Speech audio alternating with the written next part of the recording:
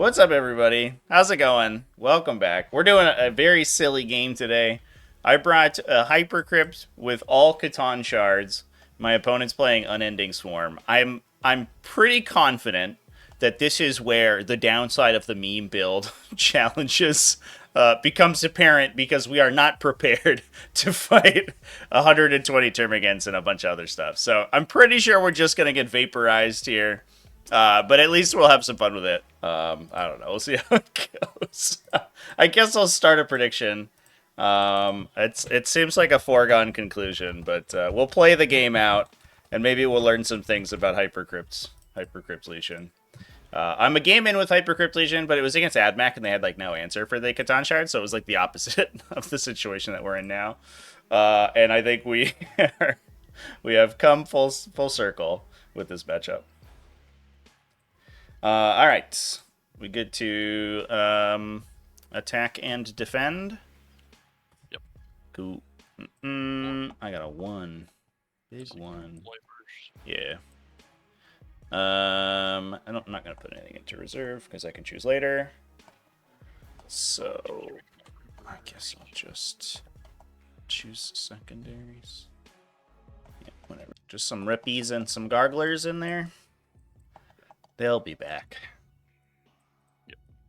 The objective can be held from behind the wall, is that correct? I believe that is the case. Yeah, it goes out to there. Cool. Yep. Yes, indeed. These ones, this one does not extend through here though, so you have to actually be in the middle for that one. Okay. Cool. And then it's on me, I guess. You have your secondaries picked out. Where do I get my maps? I make them myself, chat. Exclamation point maps in chat will get you the link. It's tts40k.com/maps. Has the T5S2 map pool, and I make all of them. Are you unfixed? Yeah. Fixed. Okay. Yeah, I'm just tacticals. Cool. Let's do. I learned the other day, which I had just never internalized, that is just revealed as soon as you're both pick them.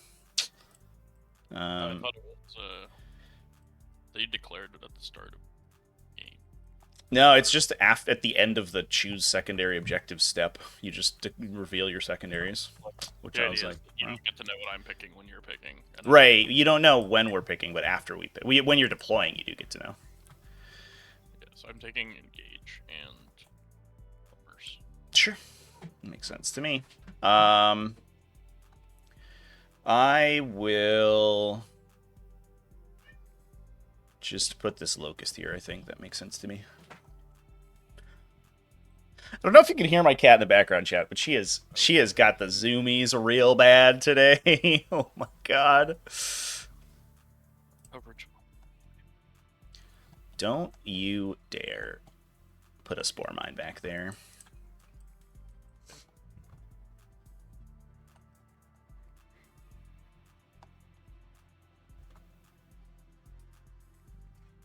That's where he's gone?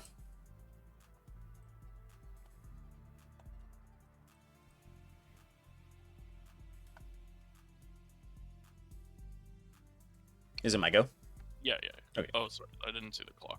I will...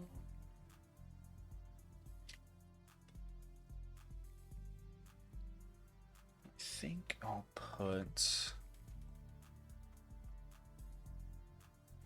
I think the least exciting of the Catan shards is the Deceiver. Let's put...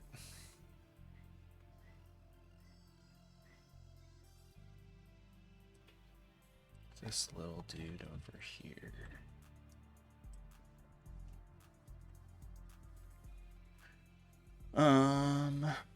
He can, I think, just kind of hang out over here. Just chill. I think that's what he's gonna do. Alright, thank you. Hero Tyrant.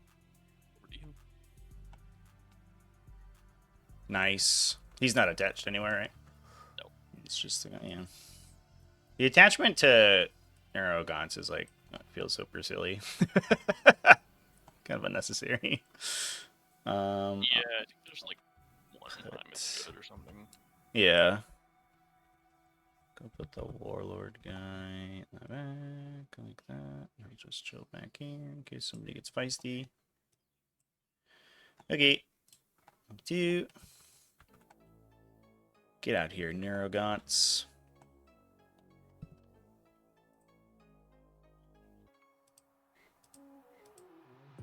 You're hoping I win. You don't think your listening spot is equipped to deal with Catan. Did you lose, ML? Is that why? We want to be in different brackets? That's the idea. It's definitely, it's like very skewy.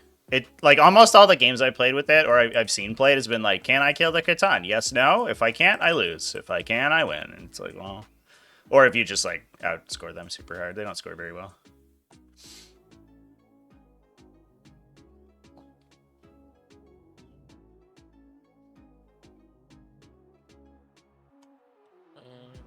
This isn't even, like... I think you could build a better list out of just running things normally.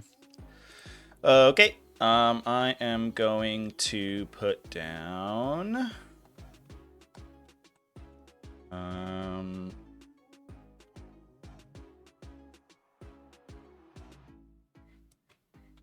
think I like Deceiver here. Hey, small boy.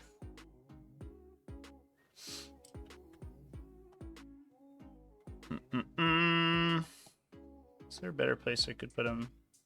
This seems like it's probably fine. Yeah, that's where we're gonna go. Back 2. Oh, lost your first round? Fair enough. Well, do you think you'd be able to deal with 120 Gaunts, though, chat? That's the real question of the day.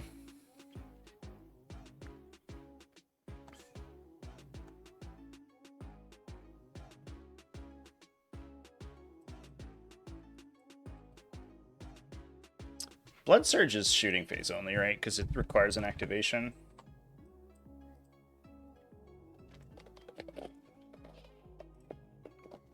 I believe that that's the case. So if I get all my free Overwatches, I don't know if there's a better place I could have put this Hexmark Destroyer so I get multiple Overwatches. I could redeploy, actually. We could just flip them around and put them in a better spot. Especially because I think I'm going to take this spot with Catan. I think I'm going to put Transcendence here. What I don't want to do is just get laser beamed off the table by Zoanthropes round 1. But it's like probably not even that bad because the Zoanthropes, at least if they expose themselves, I can like blast them with Catan until they go away. Okay. Cool. I'm gonna put this DDA on the side. I'm not sure about that yet. Let's put him back for now. I think what I'm gonna do is put a Transcendent Catan in this little thing because we're on 60 mils, so we can go through the gap. Let's go. Yep, we'll just put a guy there. Back to you. Hello, warriors. Here.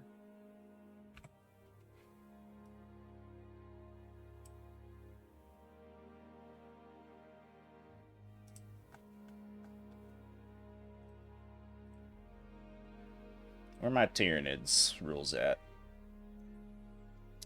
Unending Swarm. Yeah, I selected to shoot. Cool. So he doesn't get the Blood Surge on Overwatch. There's a big discussion. That rule's really poorly written. That's like a real... That's a real 8th edition rule. It's got like so many open question marks on exactly how it works. The unit gets closer to the attacking model, but the closest model like doesn't necessarily have to, so it's like kind of weird and gamey.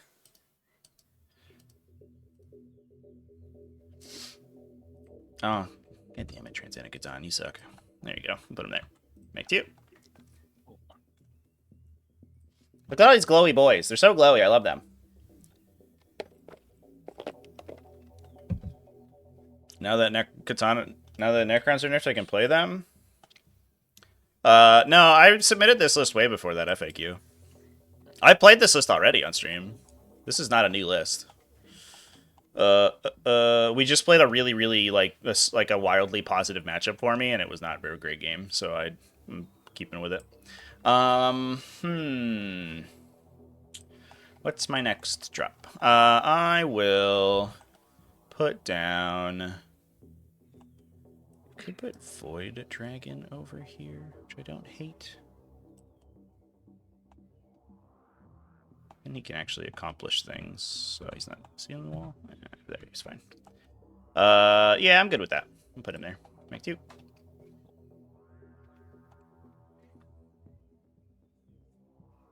Field owns. Nice.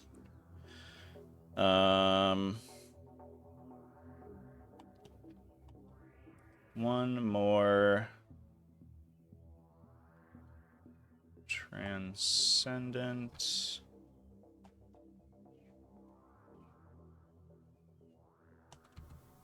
So these guys could advance and shoot this way. So if you roll a decent advance roll, you get like line of sight down here, basically.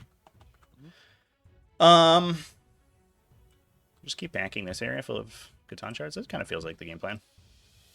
Okay. All right, we'll just do that. Back to you. Got him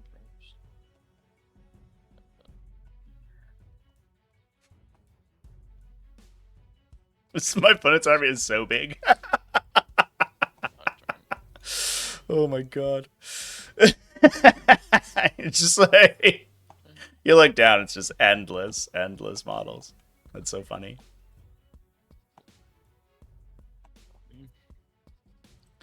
Okay. I put this dude down here. How much do I get shot? Probably a reasonable amount.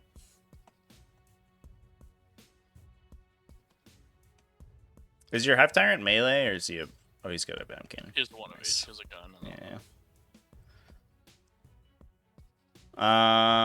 I think it's fine if the Transcendents just go back here, because they can just port out if they need to anyway. I guess I'll put him in line with... I'll just put him next to this dude in case he wants to move around the corner on first turn. It'll just rotate so he's hard to see. And not be through the wall. Boop. There you go. Okay, Mech 2.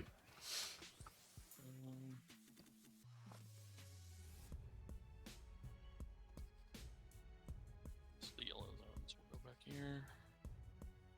Nice. Yeah. Alright.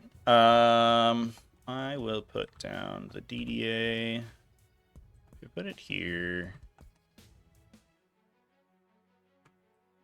I'll get a little feisty with it. Could shoot me with... If you roll like 2 6s to advance, you could shoot me with, I think, 3 zone throws. Which is fine with me. And I have this line of sight down. Okay, yep, that's fine. I'm done. All you, buddy.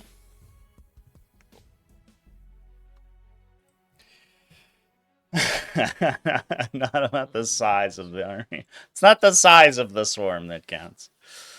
Oh my gosh. This game's gonna be absolutely silly.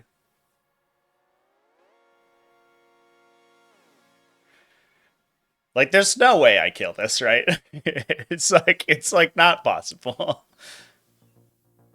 I do have stuff that can shoot a lot, so like we got ways and means, I guess. We're part of the Ways and Means Committee.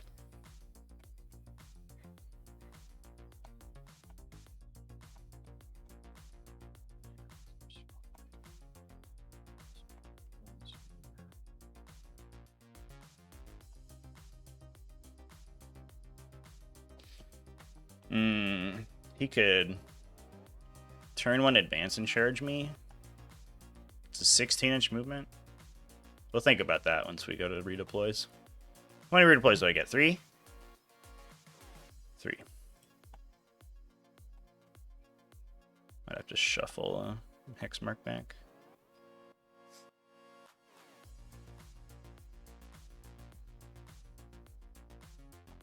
Is there a workshop mod with the Catan? Yeah, it's this one. Reiko's Painting Corner has these Catan shards. Yeah, actually, that's where most of these Necron models come from. They're very nice. Definitely helps the appearance.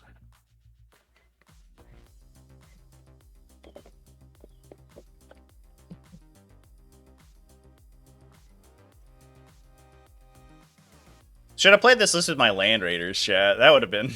that would have been a different experience, I think. 3 Redeemers and a Crusader. Can we kill 120 models? Like every turn.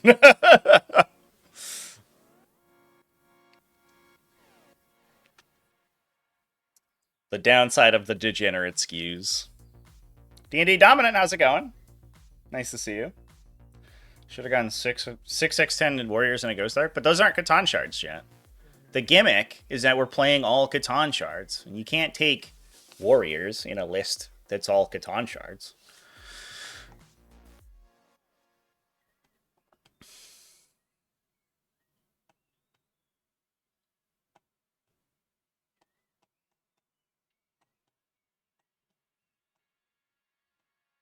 Yeah, just use the Catan shard model, but like make it really small. Oh, this guy's inside this wall. Let me fix him. That is the game plan for sure.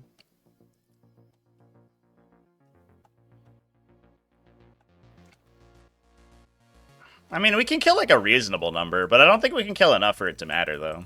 We'll see. The Void Dragon's kind of the secret sauce, because this dude, he murders infantry. People are like, oh, I'll take Void Dragon for anti-tank. Like, no, you don't understand. He's the infantry sweeper. He attacks like 14 times in melee, and has a blast weapon. Yeah, just switch up my deployment zone. You gonna be back here, I think. Yeah, just not in the middle. I just gotta redeploy before. What do you roll for first? Try again. This would be an 8-inch charge.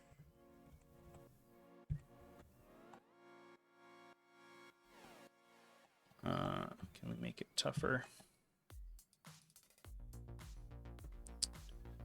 We picked up the hex mark and went here. We could just replace him with a Locust Destroyer. If you want to send a Hormigaunt unit to go kill a Locust Destroyer, you can be my guest. I think that is what I'll do.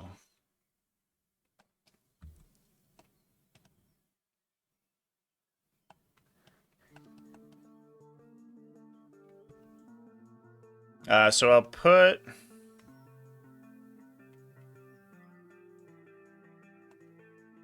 Yeah, put this hex mark here.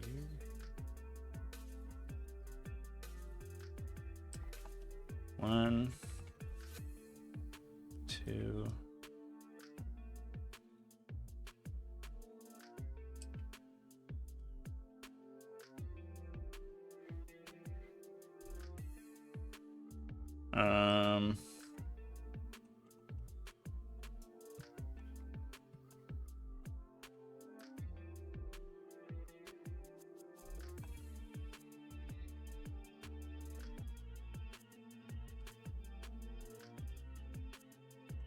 Get one more. I think that's fine. Intention is that you can't put his poor man in the back corner there, obviously. You could put somebody in reserve, but I don't think we're going to. Yeah, that would just call that a good.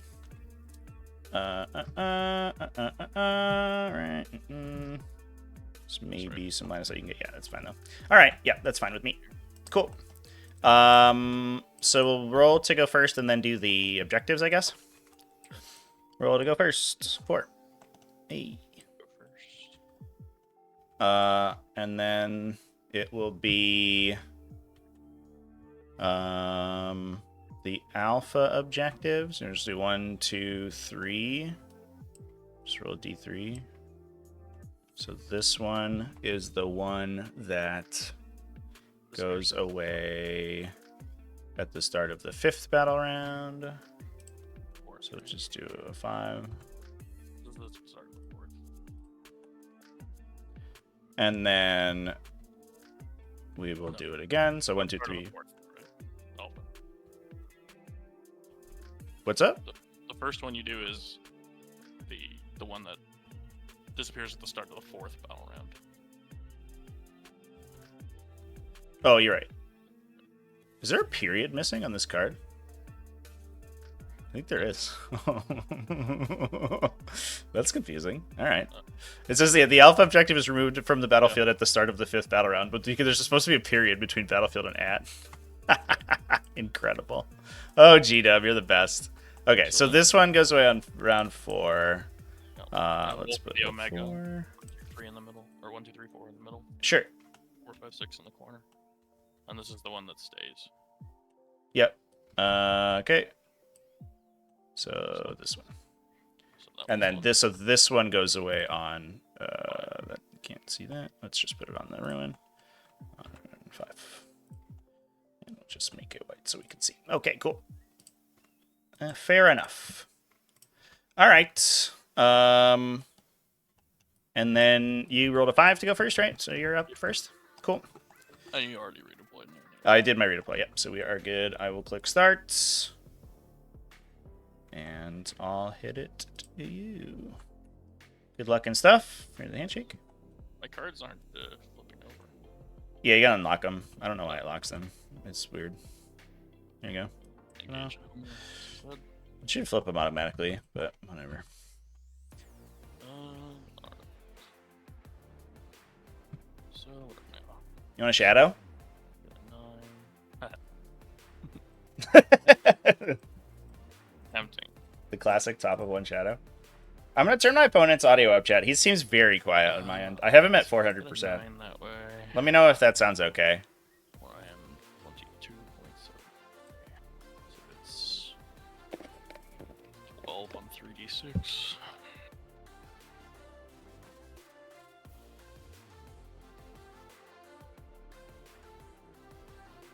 Alright. Let's,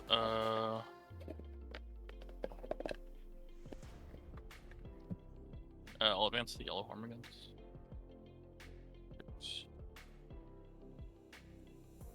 If Catan are too good with Hypercrypt, they're gonna take a big points bat. Yeah, I mean, I wouldn't be too surprised if they got a points hit, honestly. Is it always Necrons versus Tyranids? I'll advance the blue hormigons. I mean, this game will always be Necrons versus Tyranids, yeah. But we play different armies sometimes. We won't be changing our ways halfway through this game. So many Hormigons, chat. I don't like it. I don't like it. So I guess the funny thing is that if I just like put the Nightbringer next to these models, then if I trigger a Blood Surge, he has to run into like charge range of me. And then I just get to kill them, which is kind of sweet.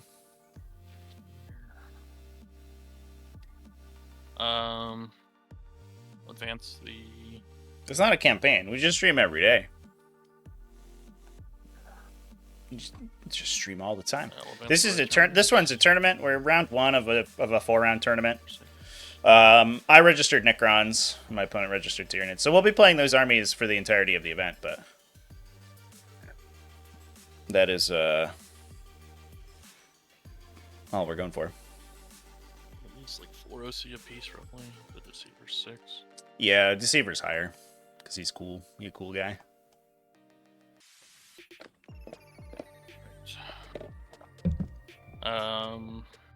So I see the meme list from Warhammer. No, I don't really watch other 40k content generally. So if the question is if I've seen something from another creator, the answer is probably no. I just don't have the time, unfortunately. We'll auto advance the Hormigons for free using the 5 Tyrant 3 strat. 16. 20 Hormigons, 20 Hormigons, 20 Hormigons. It's just like 120 Hormigons. Give me a 6. Okay. I'm probably gonna do stuff here. I'm almost assuredly gonna Overwatch with the Hexmark because he gets a duplication for free, and I might also do it with the Void Dragon. I think I will. So I'll just Overwatch with both of them. So Void Dragon has to go first. So his spear. Come on. Actually, it's only range 12. Yeah, there you go. Yeah. Nope. And then his gun, his big gun, gets 6 shots. Uh-oh. It's D6 plus. Oh, I get blast. Yeah. It's D6 plus 3 blast. So I should get 4 more. Right? Because you're 20? Yep. It didn't matter. All right. Well, that's good because we got these. These are sustained 2, so I get 9. Mm-hmm. 1, 2, 3, and then we are strength something versus something. Strength 7, so we're on 2s. Yep. Fair enough. So 6 AP1. So 5 ups cover. Yep. Nice. And then the Hexmark Destroyer hits on 2s. Yep. And wounds, I think, on 2s. And he is ignore cover base, so he just kills 4, I think. Good job, team. Get him. All right. Okay. Then I'll advance the warriors.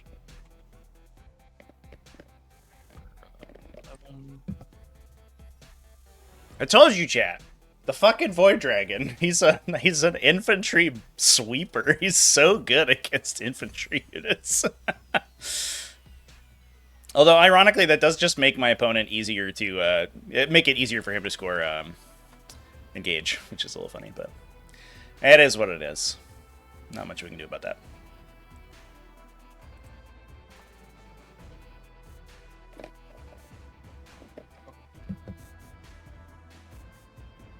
One-wing Tyranid Prime, 20 Gargoyles, 120 Hormigons, 120 Turbogons, 66 Neurogons.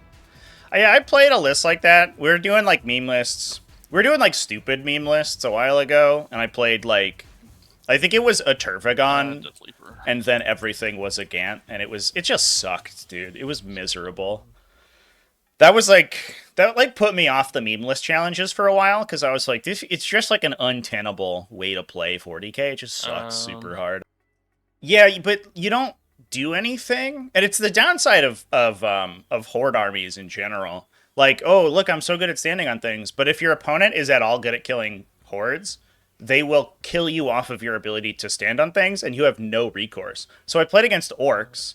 They would like run, Termagant's like surround his army, do everything. He shoots 1 unit to death, charges, kills another unit, gets on 2 objectives. I score a little bit.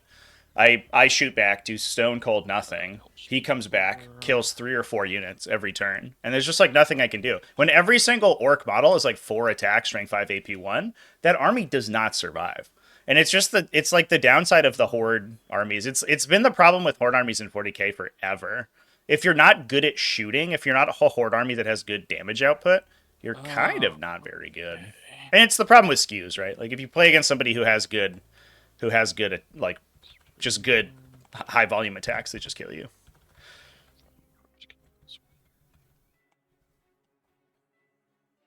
Yeah, very rock paper scissors for sure. That is a good way to put it.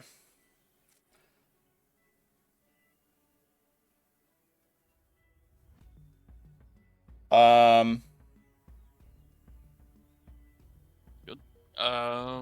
So I'm playing Necrons today, chat. Taking top games. So my opponent's playing Tyranids, we're playing an Unending Swarm, and I'm playing Necrons. And that's it. No, Horde armies like the I think the most effective Horde army, like in recent memory, right, has been like Genestealer call it pre-nerf, where they're like a Horde army that's super maneuverable, super recursive, and hits like a fucking truck. So they're like, oh, you can table me, sure, but I'm gonna kill you. And, like, you have to be able to do damage. The problem with the Horde armies is that, generally speaking, they don't do any damage. Okay, shooting quickly 2 spike rifles into this Locust Destroyer. Yeah, get them. 4s, nothing. And then... He was a shard guy enemy? Oh, no, he's out of range. Biovore is going to put a mine over here. Mines go. Makes sense. Yeah, I might have to... I could Cosmic Precise onto it. I guess, is not the end of the world. Um, I don't really want to have to, but I might. that's it. Oh yeah, shit. My little neuraloids. Oh, sure. Obviously, just. I don't. Yeah, does it matter right just, now? Yeah, I mean these guys need to be in Synapse until the end of the next. Yeah, it's purple and yellow, obviously. Okay. Doing things that aren't already. What does that give you? It just puts them in Synapse range. Right, but what does that do for you? It helps with like some strats and stuff, but Okay. it's nothing too significant. So the purple guys will charge the locust. Yeah, so, like it doesn't matter. Oh. On a 6. Oh, it lets them synaptic code. Okay, I gotcha.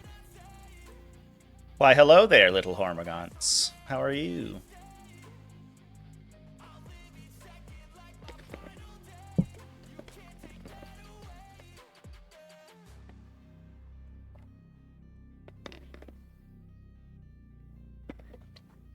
Okay, that's it. Cool. So Come at me, bro.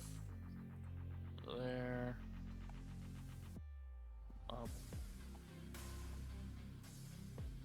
Let's go to next. It's there. There. You're doing the action with the lictor, right? Pardon? Action with Yeah. the lictor, yeah. Yeah. I figured that was the idea. Jack Kerouac, thank you for the follow. Right. Thanks for coming and hanging out. Hope you got a good Friday. Hope everyone's got some fun plans for the weekend. I don't know what I'm doing this weekend. I'm probably working on a video, honestly. I'm probably gonna do my Land Raider video. Okay, so I got supposed to be. So I can hit you 3, 6, 7. Yeah. 1. 4s and 5s. T6. 4s and 6s. Yeah.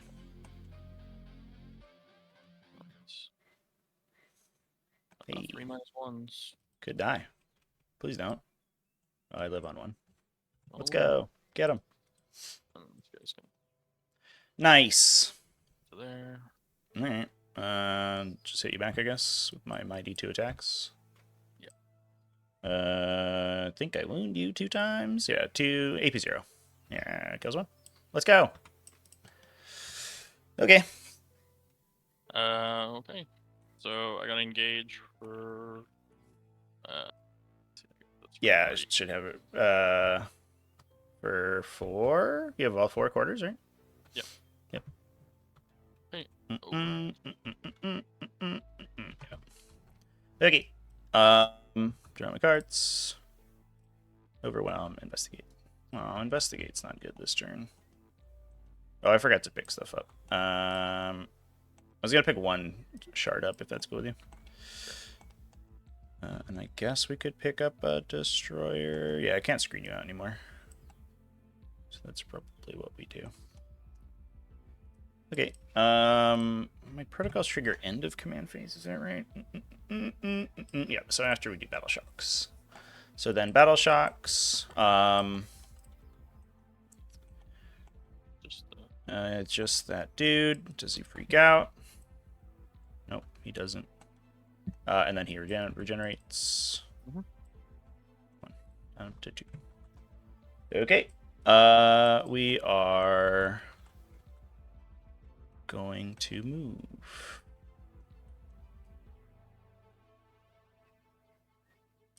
Why didn't I pick this up? I don't know. I wasn't thinking. Yeah, that was stupid. All right, well, I'm not very smart. So, overwhelm is maybe these guys and maybe these guys. Are your minds scripted? No. So, no.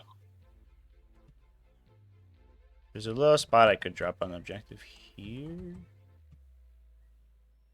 Would love to be able to do it and also see you. Be a little bit awkward.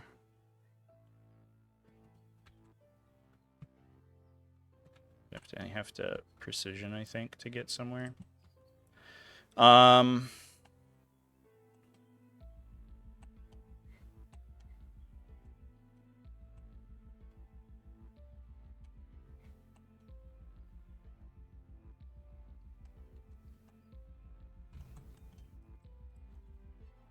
was real dumb.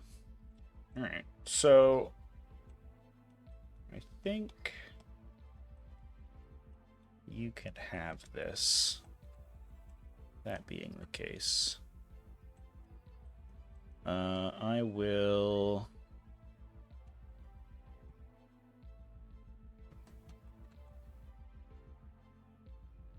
just start moving.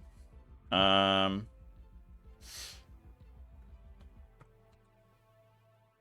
I'm just gonna fly our way over here, I guess. Let's make sure the Deceiver gets in here first. Make it get in his way.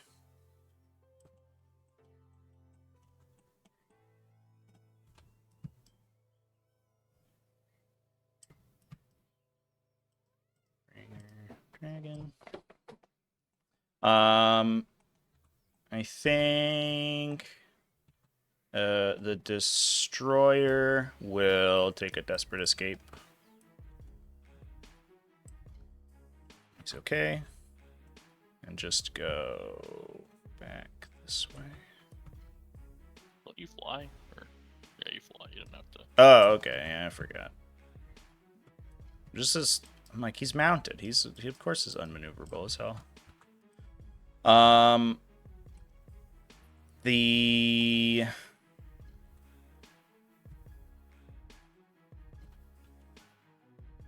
scored primary off of our home in this mission. We do not. Okay, so it doesn't matter if you take that from me. I don't really care. So he's just gonna go get an investigate. All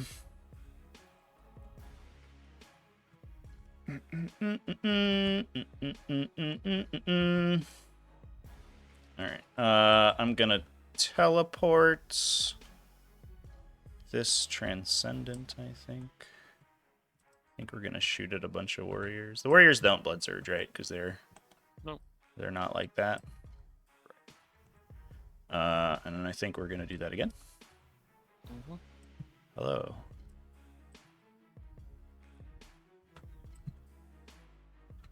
Okay.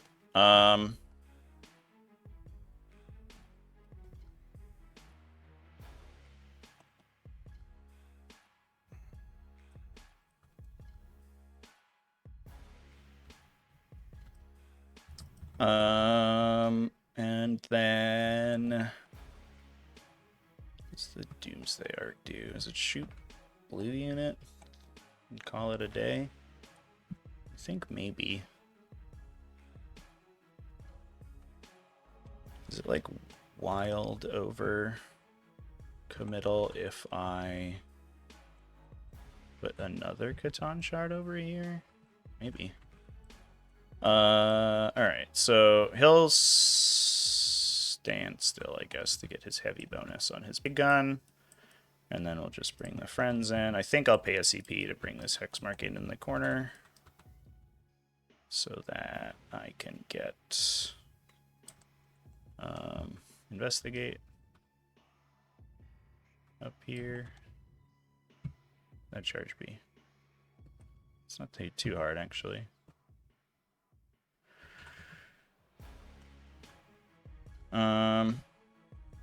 Maybe that's fine. I guess we could also go into this corner. Just let your guys hang out over there.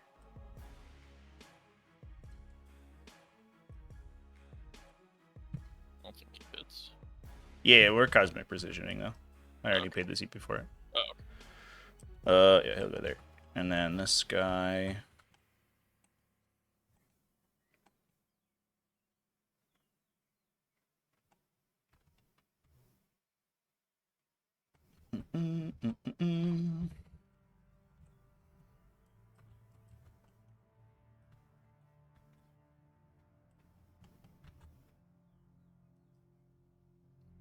Let's go all in here.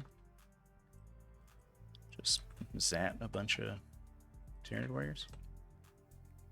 It's a lot of zatting. Okay. Sure. I'll call that good. Probably should have switched two of these, but it's okay. I will... I'm going to turn off the area denial thing. I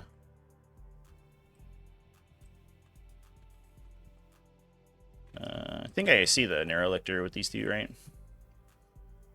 Because Not really. we're both very long. Okay. Certainly Deceiver, Nightbringer's kind of questionable. Yeah, I think I do on your claws. Okay.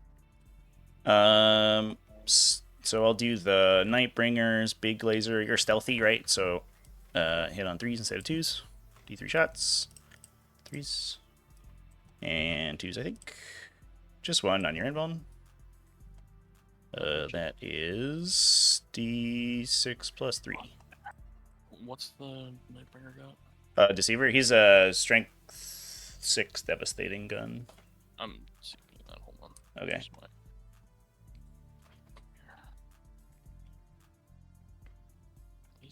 Sword.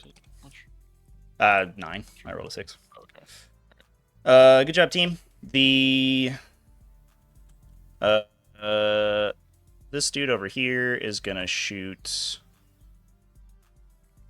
Actually, we could just Void Dragon here.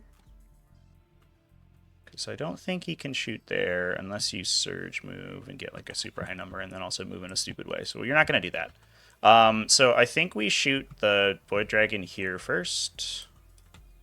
He's got a spear. It hits. One's on a 2. It wounds. It's AP something. 3, I think. Yeah, just kills a guy. And then his blast attack. Gets 5 shots, 6 for blast. That's 7. Wow, very consistent. 4 AP1, yeah. 6s.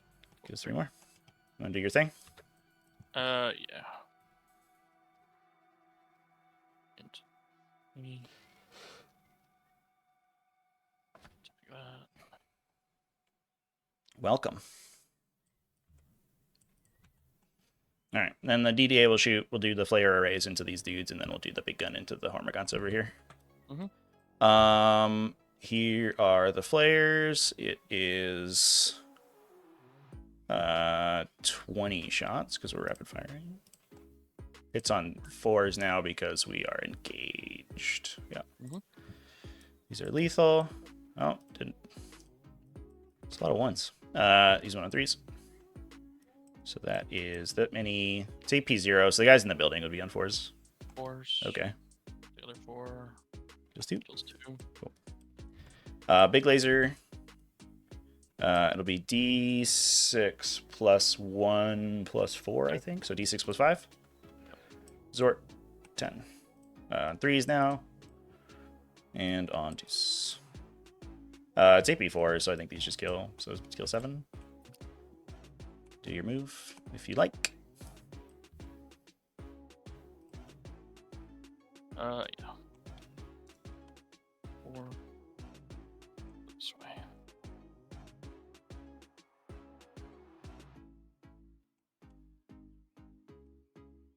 Okay. Cool. We'll do Transcendent Catan in the back into the warriors with his seismic assault. So 6 shots on 2s. We are sustain 1, I believe. Yep. And then on 3s, 6 AP2. Everybody's in cover over there, so you just be on 5s, I guess.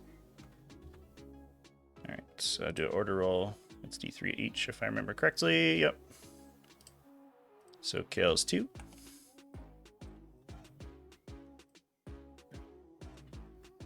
Second one, we'll call it. Doesn't really matter at this one, I guess. Sad. Okay. Wow. That's not good. Third one. Sustains.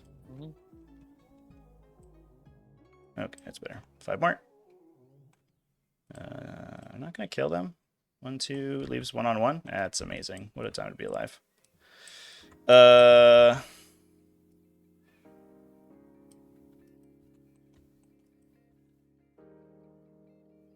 Okay, that sucked.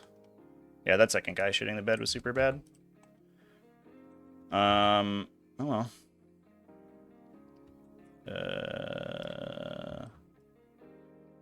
So Deceiver could shoot here, but you'll just make my charge harder, so I'm not gonna do that. Alright. I think we're just charging. This dude, we'll see if he rolls like boxcars. No. The Nightbringer here. 5 gets me to the closest guy, so that's where we're gonna go. We'll try the Void Dragon. 7 might do. No, need an 8. Needs an 8. Yeah, I can't get there. Yep, no good. And then Deceiver. We'll be fine. It's the base over here, I think. Okay. Fighting. Our start of fight phase. Nightbringer does his pulse.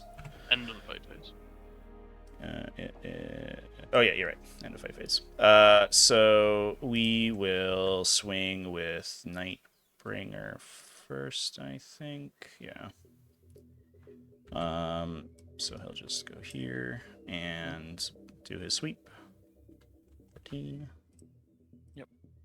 It's 2s and 2s. 2s. 9. AP something. Let's do.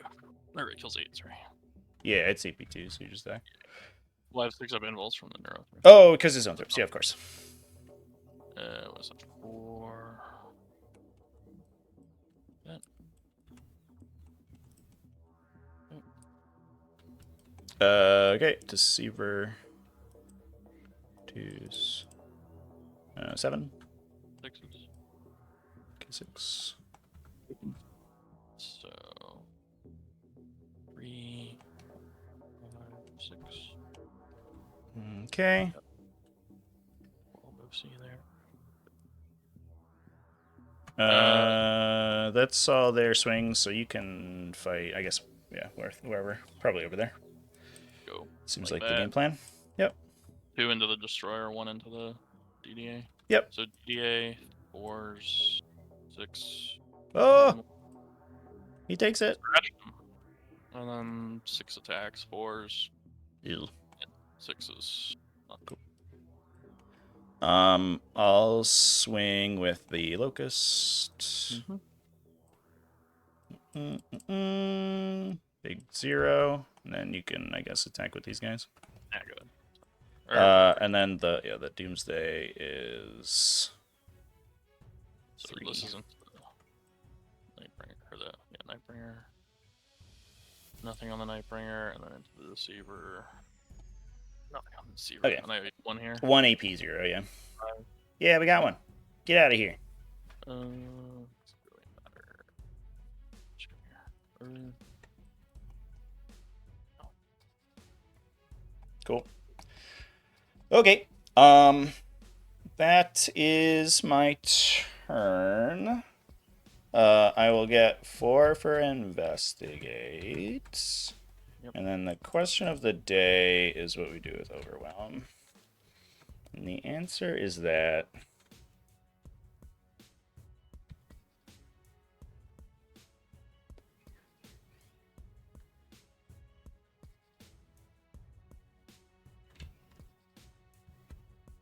I think we hodl. So I'll pass to you. Cool. Killed a lot of stuff. I don't know if it's going to make a difference, but we killed a lot of stuff. We didn't quite kill enough of it. The second, I messed this up. I didn't just play very well. My opponent was so aggressive here. What I should have done is he wasn't screening this, so I could have just picked this up and put it here and just one shot that entire unit. Just like shot fucking 7 Hormagaunts to death instead, like an idiot. He's statistically identical against Hormagaunts or Tyranid Warriors, but it turns out Tyranid Warriors are much stronger. And I'm gonna put a Neurolobe on the red guys. And 1 on the blue guys, I guess. Cool. I'll roll the termagants.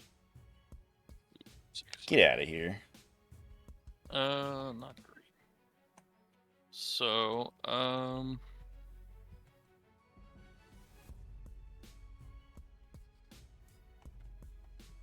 And these guys need one, yeah. yeah, and I roll. Oh boy. I need So you some- get 0 primary? It's crazy. Wow, alright. That's surprising. I'll take it. I'll take what I'm about to get 0 on primary, so I'll take all the 0 primaries I can get. Alright.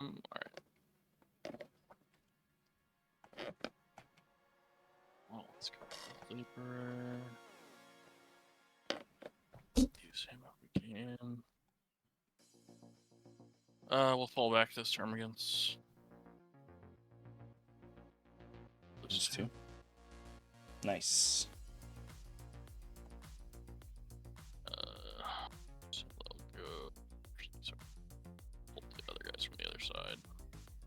And then I'll just go this way.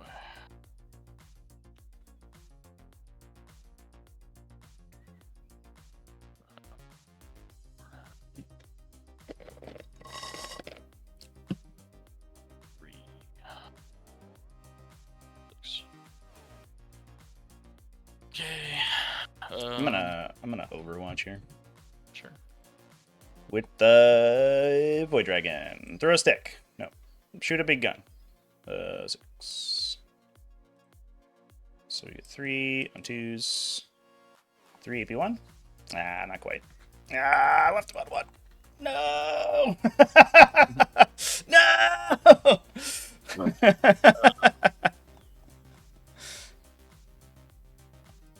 Oh, I forgot to roll my Mortal Wound thing. No, that's okay. I'm gonna cop that one. Oh, man. The yellow Hormigants. I'll get him with the end of fight phase mortals, chat. I'll get him with the end of fight phase mortals. Don't worry. If I'd remembered my Mortal Wounds, he would have died. I would have scored fucking overwhelming force.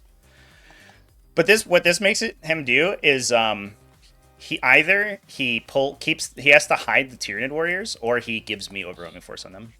This on his turn. These stupid things only move 6. Yeah, we only move 6.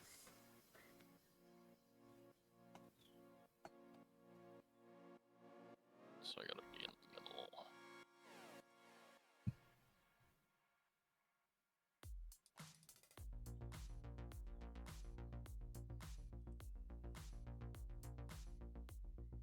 Okay. Then the blue. Yeah, I don't know if I would take this as a particularly standard Necron game, chat, because we're doing memes today. We're playing all Catan shards. 12. Oh, there was a Termagant over here. Okay. Well, I guess he's dead. So what OC do I have to get in here? 10. Yeah, I have 10 there. So if you get 6 models, you take it. What do I get? 12. Yeah, and just switch up for my engagement when you're moving, because you gotta go around.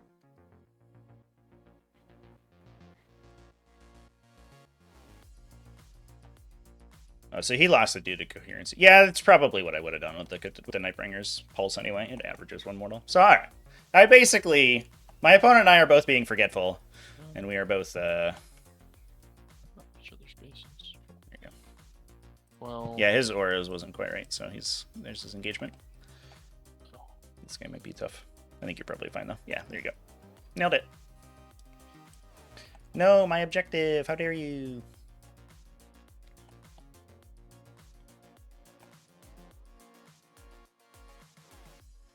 Okay.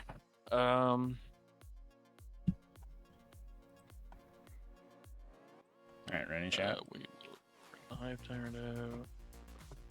3. 5.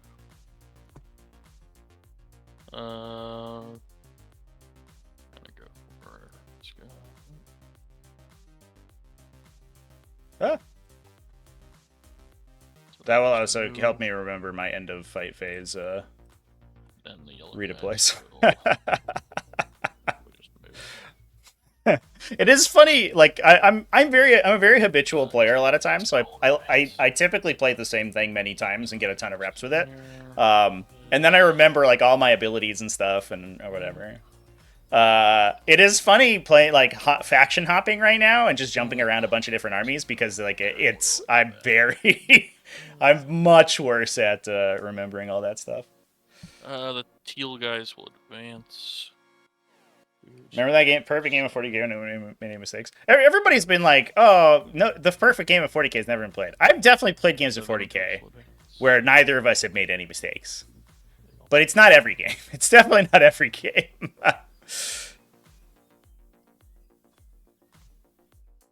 Welcome, Zoanthropes.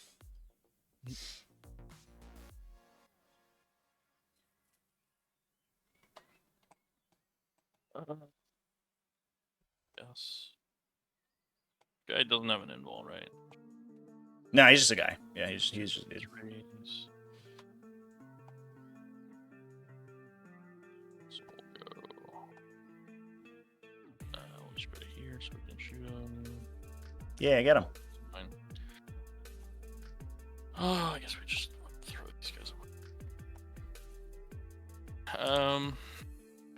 These guys move 8, right? 6 only? No. 6. Yeah, move 6, but they can do their teleport thing if they need to go faster.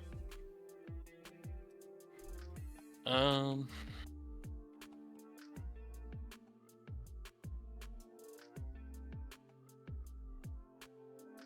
Kill. Trigger my Overwatch. Do it. I get a second one for free.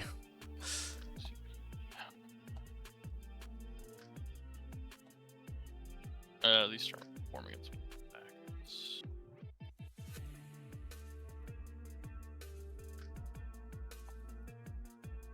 Just Oh, did they need battle? Oh no, they rolled a 10. I remember. they rolled it. Yeah, they nailed it. They stole all your good battle shock dice. The one that didn't. Yeah, the one that does nothing. Yeah, they score engage now. Actually, that's relevant. But you're gonna put a spore. Or engage, so, whatever.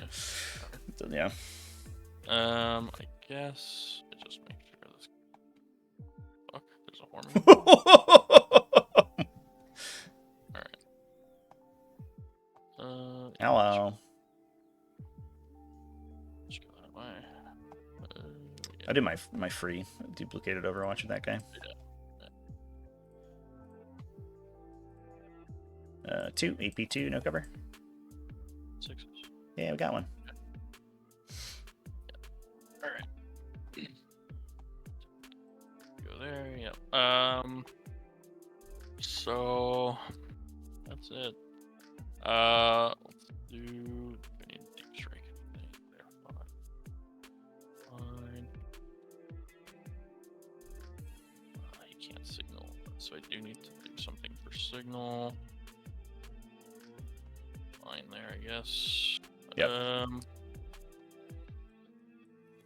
Yeah, sure. Alright, so shooting. Mine here.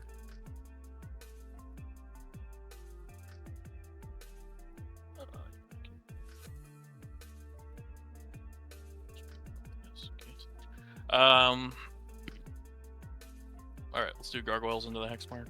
Sure. 10, 4. So he also stealth, or he's just lone up? He, I believe, is only lone operative. Yeah.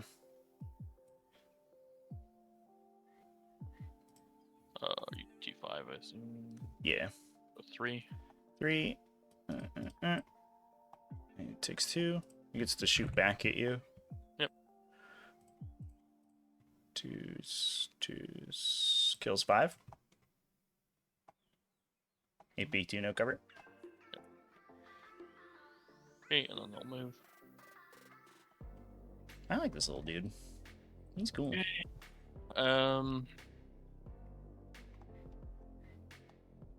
What else? I guess just the high turret and zones. So, yellow zones into the Nightbringer. 3. Mm-hmm. Hey, nice. And then freeze. Okay. 3 wounds. 1, 2, 3. 2 go through. How much damage? 6, so 3, and 5, so 3, so 6 total. 6. 1, 2, 3, 4, 5, 6. I'll take 3. 3. Okay. Next unit. Yep. Teal, whatever.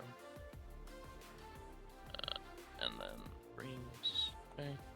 And then That's the last Zoanthropes I remember. Yep. Oh, there you go. You're taught your Zoanthropes well. I need to learn they've your always ways. been- 2 go through. I always like roll. I don't actually run them anymore. Yeah, it's probably fair. So 2 I'll each. take 4 total. Yeah. 1, 2, 3, 4. Yeah, I kept like running bricks of 6 like off strategic reserve with. I'll take 4. With like the full boat, like all the buffs, like yeah, the exocrine and the ignore cover and everything, and then they would just like roll up for 0 damage on whatever, and I was like, god damn. Yeah. 5. Hey, there's one. Good. Saves that one. 5. Okay. That's just barely enough to get me in a lot of trouble, I think. Yeah. Yeah, that's it. Okay. So charges. Death Leaper into here on a 6. Mm-hmm. He's in. Welcome. In that case, I just kill this thing. I mean, he's 100% dead anyway.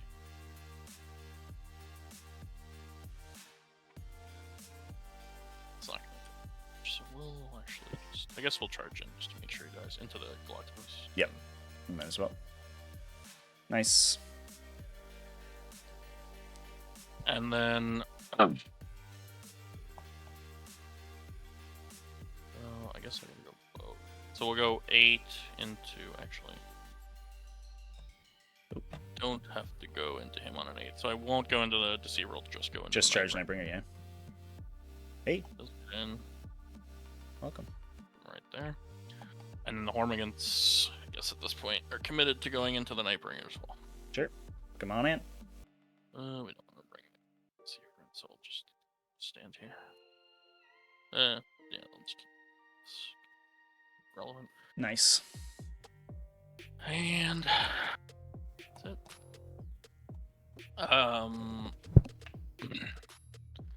So let's see. You don't have an interrupt, so Yeah, let's I'm try not OCP. Nightbringer. So 3, 6. Actually, I guess I have a free scrap. So I'll use the exploding hits on 6s into the Hormigans. Mm-hmm. Did I have 15 left anymore, right? 5. Yeah, I only have like 13.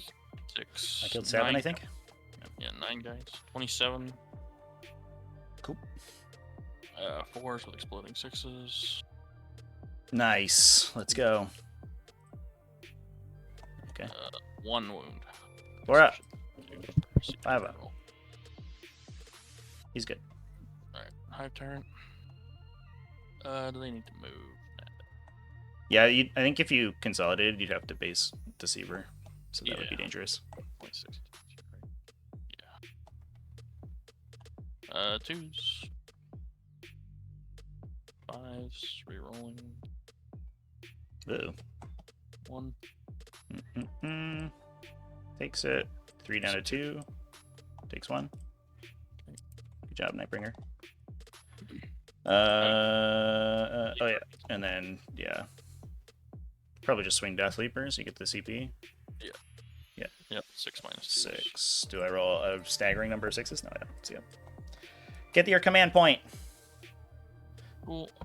And then these guys get to island. You might have to go to this guy. Not if I can get onto the objective, but I can't. Oh yeah, I can't. Yeah, I think you have to do neither actually. I guess you could engage this guy, but no, go ahead. You probably don't want to do that. Okay. Nightbringer. He will swing. I think we just do sweep here. I don't damage, right? Randomly? Yeah, that's weird. I don't bracket. So sweep into the Hormigants. Bunch of attacks. 2s. Aw. So, Kill 7? Oh, no. yeah. You have your invuln? Oh, yeah, you do. Kills 4. All right, fair enough. I can't feel too bad about that, honestly. That's all the swings, so I'll remember his pulse at the end. So roll 4-ups on everybody. So the Hormagaunts hits him for 2. The Tyrant hits him for 1. The Termagant hits him, so just die. Then DCP and bring the Termagants back. Okay. I'm going to score Overwhelming Force off that.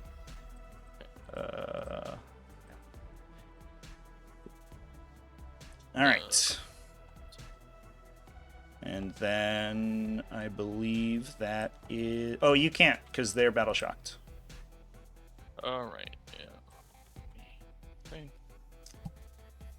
Over to you. My go? Alright. Well, I will also score no primary, so we can just do that for a while.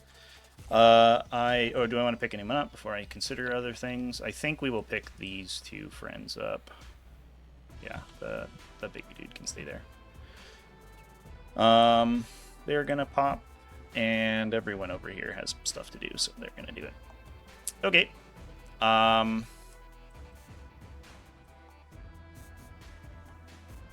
Yeah. Battle Shock for Nightbringer. He's fine. And then heals just himself. Oh, this guy heals back to full because he took 1 from the little guys. And then Nightbringer heals for 3. Let's go. What a boss.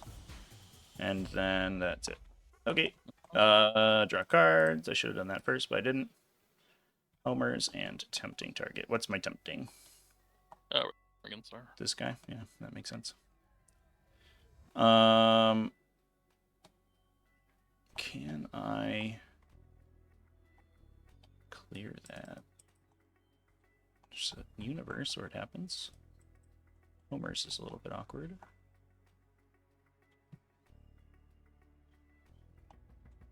Just do it with the deceiver, I guess.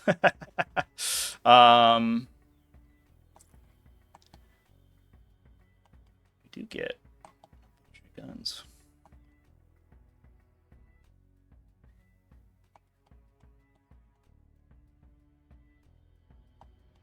Interesting.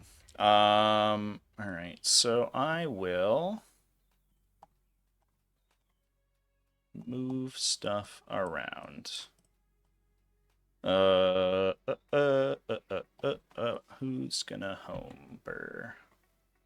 We could precision to put a dude in the middle to homer with the destroyer, maybe. But then we don't get to the objective. Maybe that turns into a command point, because it feels like a lot of work to try to clear that.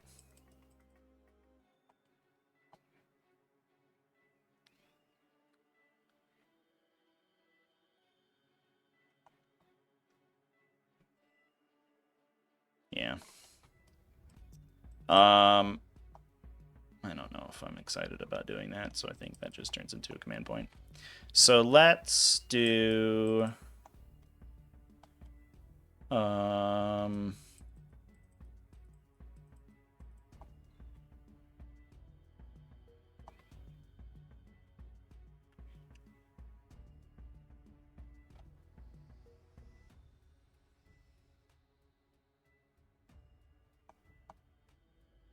Let's do movement. So I will do his aura. One of these Catan shards doesn't need to charge anyone. Is there a universe where I go here?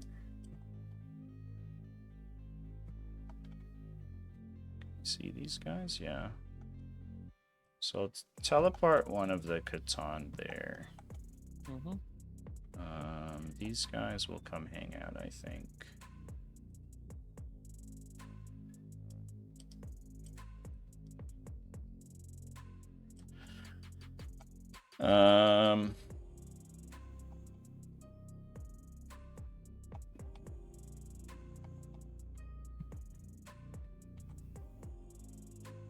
I think Nightbringer will just stay in melee.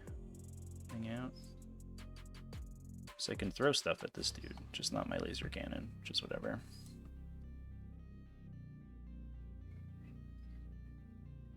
Void Dragon goes here, and Deceiver goes out of his way. And then we'll probably come back.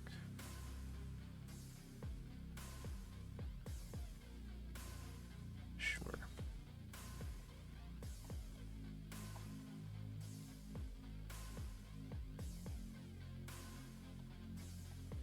Okay.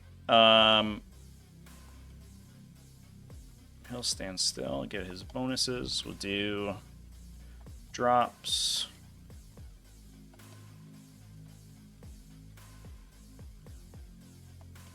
I'm going to pay 1 to put the Locust. I can't get to your deployment zone with the 3-inch. Can I? Oh, maybe I can. Can I go here? Oh, that seems fine.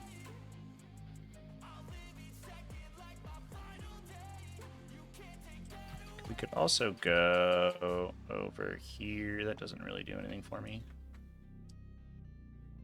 Makes it harder to be annihilated by a... I guess you could overwatch me and maybe kill me. That'd be awkward. If I go here, you could overwatch me with maybe 2. Yeah. Yeah, I'll just do that, I think. I think I will try. Okay. I got try and deny some points here. Guess we'll use the D3 shots. So shots. Yeah, makes sense to me. 3. 6s. Yay. We live. Okay. And then the other dude will show up. I don't even know. Don't even know. Could show up here and like just shoot impotently at Death Leaper, which feels bad.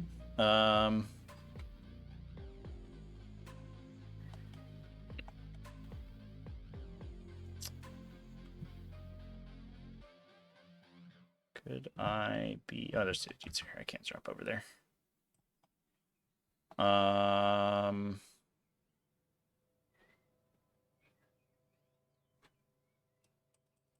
will go... I don't know where to go.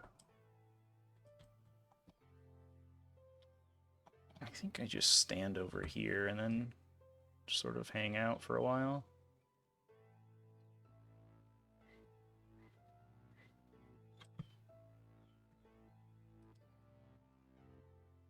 I don't think I can get range of Death Leaper because of the warriors, yeah.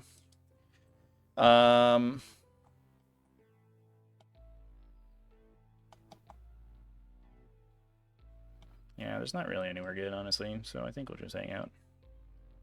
And just shoot at a warrior, probably. Okay.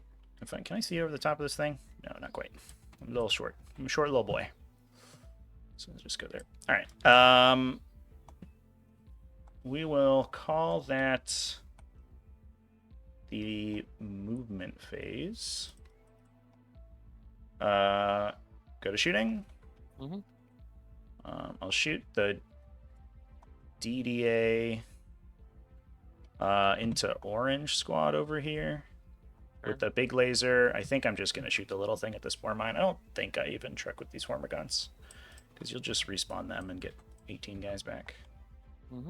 And otherwise, you just have to roll battle shocks over and over. So that's fine with me. So yeah, I don't know if you want me to roll a bunch of just any lethals. The big laser into those dudes. 4 shots. 1, 2, 3, 4 hits on 2s because we stood still. 3 is the venom throw. Oh, yep, you're stealthy. 3s. Boop. And I'm not lethal. I'm just devastating, right? Yeah, just devastating. So 2 saves, 1 devastate. So it just kills them all. 4 damage each. See ya. Void Dragon is gonna throw everything at these zoanthropes. So his big spear hits. 1 save, please, on your infall. Good. And then the blast attack Gets 7. 3s because of the stealth. Didn't matter. And then these are sustained. And then on 3s. Those. 2 damage each, so we'll kill 2 and do 2 to 1.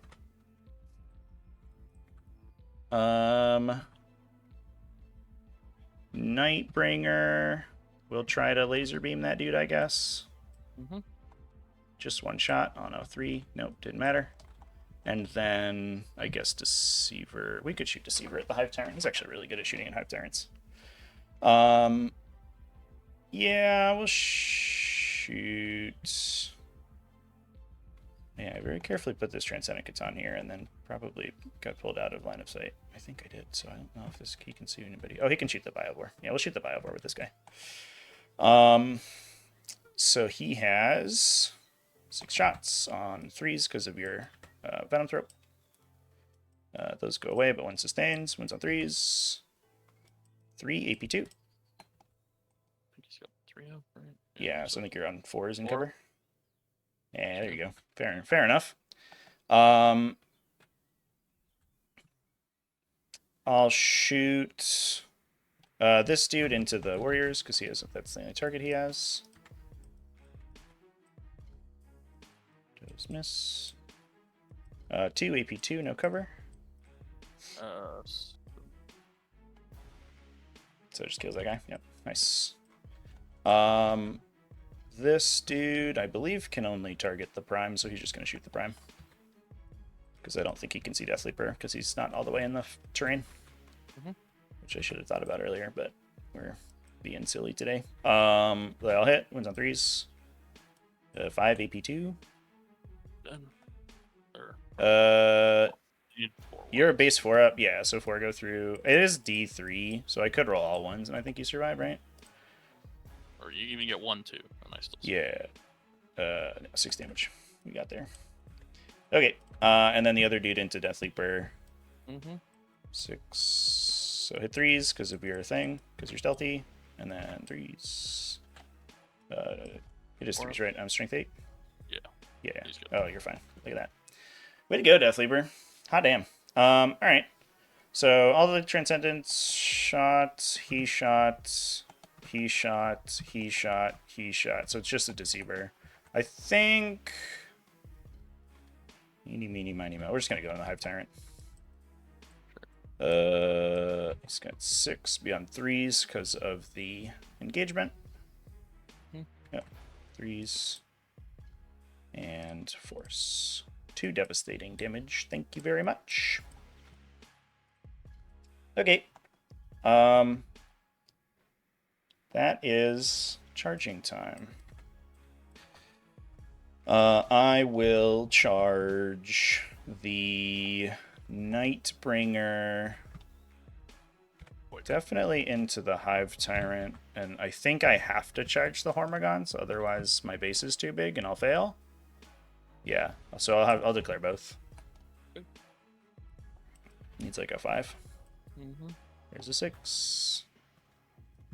I think we have to. We can base here, or we could base here, which is cool. Let's do that. Deceiver could go for an 8. Kind of a spicy 8. Charge this guy, or we just charge the Hive Tyrant. This Hive Tyrant's gonna survive and then destroy me. I know he's gonna make all his saves. He's gonna roll all his wounds. Deceiver is going to. I can't decide.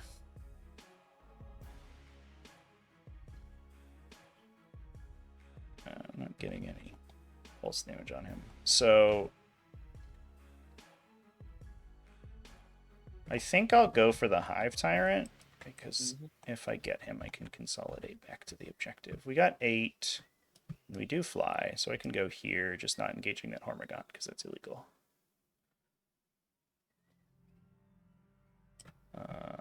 Okay.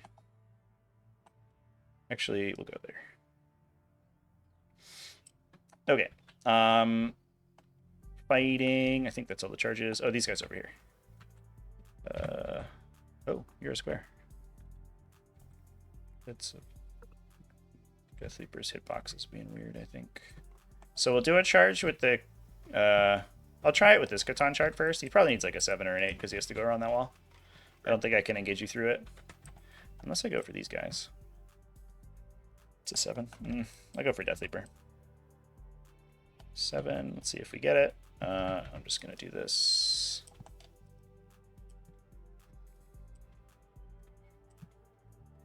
Oh, that's a weird thing.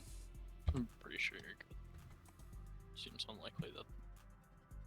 Yeah, so that's like 4.5. So I think we can go. Can we get both in? Is that possible? That seems unlikely, I'm going to be honest. We had another guy. No, I think we can only get one.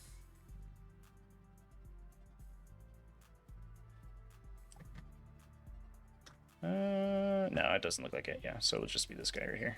I'll just go there. Okay. I'll declare that charge, even though... Actually, we'll charge the gargoyles. We'll just roll a 10. Don't worry about it. I think it's a 10 either way. No. All right, fair enough. So you fight first, right? Yeah. Hit me. So 2s. And 5s. Okay. 3. I mean, it's 4 ups. 5 damage. ups. Take 1. 1 damage. Ow. Big stuff. I'll swing with the Void Dragon, because you can interrupt. So I'll do my tail attack into the gaunts, and my big cool spear into the Hive Tyrant. Yep. So my tail attack is 6. Jesus Christ, that's so many. This dude's so good at killing infantry. Like, Yeah. everyone's like, oh, he's good at killing land raiders. Like, no, what are you talking about? He's just an infantry guy. I mean, he is good at killing land raiders too. But yeah. I mean, he's all right. He's like AP3, so a lot of times they're just like, oh, save on a 4, and then they just save out of it, and he doesn't do anything. 3 AP2, I think. AP1. AP1. Yep. Kills 4. Cool. And then the 5 big spears into the big dude. We hit, and we went on 3s, I believe, because I'm strength 12. Strength is 12. 2 on your invuln, please. Force takes 1. How much is it? D6 plus something. D6 plus 2. 2. I guess I could die. What's the deceiver here? 3. I'll CP that. Okay. 4 up. Tails. That is 7. Yep. Oh, geez. Okay. Nope. That's been that kind of game. Yeah. It's been lucky. Yeah, so I can swing with the deceiver, but you can't hit anybody, so you're just gonna touch the objective. So 3 Hormigans. Yep. The Nightbringer. The Transcendent. Get him. 1. Okay. 4 and 5 takes 1. And then the Transcendent over here gets 8 in melee, I believe. He sure does.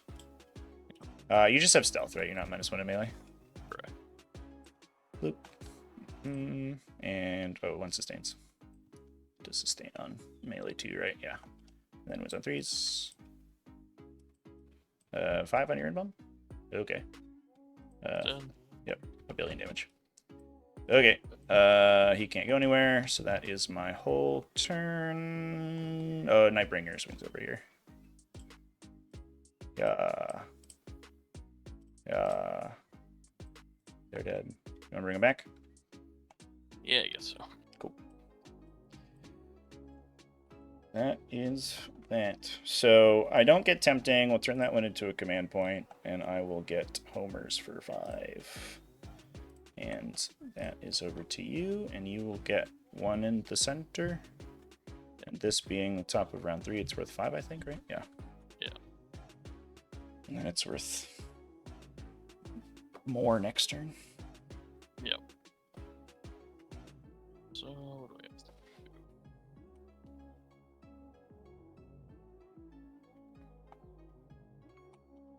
There we go. guess we should try and kill the Nightbringer. Well, chat, we did good. Seems hopeless. Hot damn.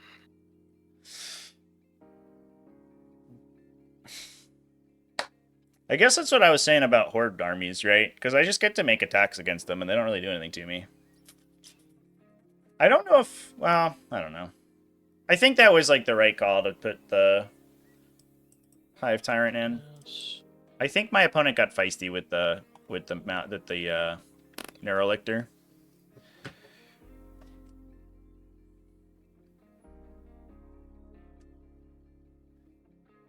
If there was a Neurolictor still there, I think that would have been a lot more exciting for him. Alright, we don't want to get over. Bill. Because if there's a Neurolictor here, Spyware's gonna move off the objective. We're going to. He could shadow. I probably fail because my leadership's not that great. So he could shadow and then do the other thing, and then he's supposed to wound with all those attacks, and he almost assuredly kills the Nightbringer there if he's got the Neurolictor. Like shadow on his own turn. Then I can't Overwatch either if I fail it on the Void Dragon. And I get kind of boned. So I think there's a way to win the middle fight. I was also a little worried. So I don't usually read my opponent's list before the game because I'm lazy and you know, it is what it is. And I was sort of assuming that there was a Turbogun combo in this list, and the Turbogun combo, unironically, I think is really scary for me because it gives you sustain and lethals on 5s with like a big twin linked unit of Termagants, and that's actually good for like 3 or 4 damage on a Catan Shard. So we'll advance the Hormigans. And you can do it. You can double it if you have the Hive Tyrant, so you can do it twice. 16. What do you have on there? 14 OC. I've got 14, yeah. Unless Nightbringer takes a damage in battle shocks, and then who knows? 4, 6, 7. So I don't make it on the 6.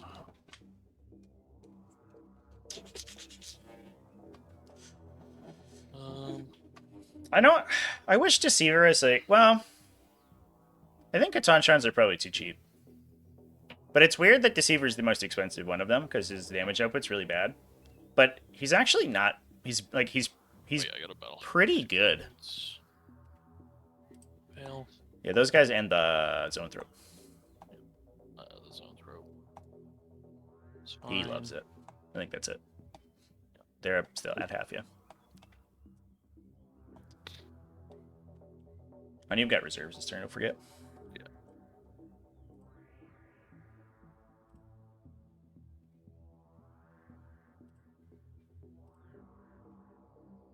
I guess the play is to put some movement. Let's advance the Hormigans. Yeah, I think they are for sure. I think like they're probably like 10 or 20 points undercosted right now. Maybe even as much as 30. I think the problem is that it's too easy to fit 6 in the list. Like, why do I get 6 Catan Shards and a Doomsday Arc? Like, the Doomsday Arc unironically makes this list because you don't have the anti-tank firepower to shoot at it. And it just gets to vaporize your stuff that comes out to kill the Catan Shards. And it's impossible to hide from because it's Hypercrypt Legion. So if you're like, oh, I'm gonna cut the line of sight, you can just pick it up and put it down in a more annoying place. I think the Doomsday Arcs are like super dumb in this detachment, honestly. And like probably broken on to be fair. But like the fact that I get that and a bunch of Catan Shards is a little silly. I think Deceiver's probably fine at his points value, and you just upcharge the other Catan Shards by like 10 or 20 apiece. Maybe 30. The Nightbringer is probably the most undercosted because he has the greatest damage output. Maybe we should make sure I kill this Destroyer. Yeah, everything's impossible to hide from for sure. But it's like the Doomsday Arcs are especially silly because they are because they're so like predicated on being like super annoying to get shots on with, right? Because they're like super big, so it's hard to get around terrain. They're hard to maneuver, and Okay. their guns like They're done super moving. good. But the downside is that it's hard to get shots with. Well, So it's like, yeah, you could use Locust Destroyers or you could use Immortal so Bricks or whatever, but they don't have the same damage Warriors, output that a Doomsday Arc does. Wormigans. And then you get to the position where the Doomsday Arc Ripper back can here. be in a position and then post up, and then like once your opponent doesn't deal with it and they have good line of sight down the middle, they start remaining stationary and they just vaporize things. Okay, then we're going to... Dude, I mean, I love Hypercrypt. I think detachments like this, the maneuverability detachments, are my fucking favorite. They're so cool.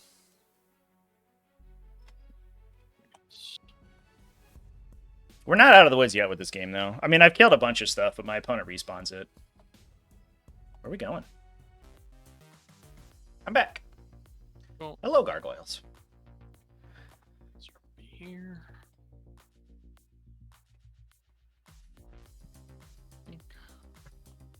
Shouldn't be able to be seen by that. Yeah, you're safe. All good. Bam. Yeah. Okay. Did I put the other Ripper down? I did. Put it there. Seems good at places, any. Okay. Sweet. These Wormigans. Do they want to come over this way? That's fine. Okay. They're not gonna do anything the rest of the game. So, shooting. Yeah. So we're gonna start with the gargoyles. They're gonna shoot that Locust Destroyer. I think 2 of them. Yeah, they are. See. One hit. Lose on a 5, nothing. And then they will jump this way. How dare you? Okay, then the teal guy is gonna shoot that Locust with gee, I don't know. Or the last cannon's actually better. So the last cannon. Nice. 1 hit. Wounds on a 2. Nope. That's nice.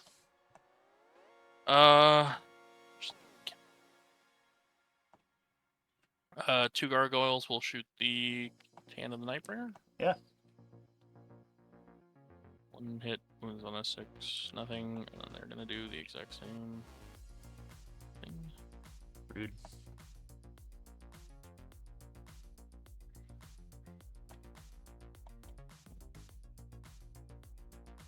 No more points for me, champ. 10. Oh, you have 14. Shit.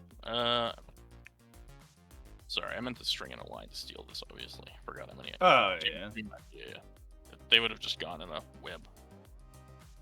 Yeah, because you could put more over here. They just Yeah, put yeah. them over here, yeah. That's fine. I have a box. I don't know what that is. Yeah, I don't it's know just a idea what box. that is. It's just there. That's weird. Whatever. What is it? Can you see that gargoyle when he's in that box? Or...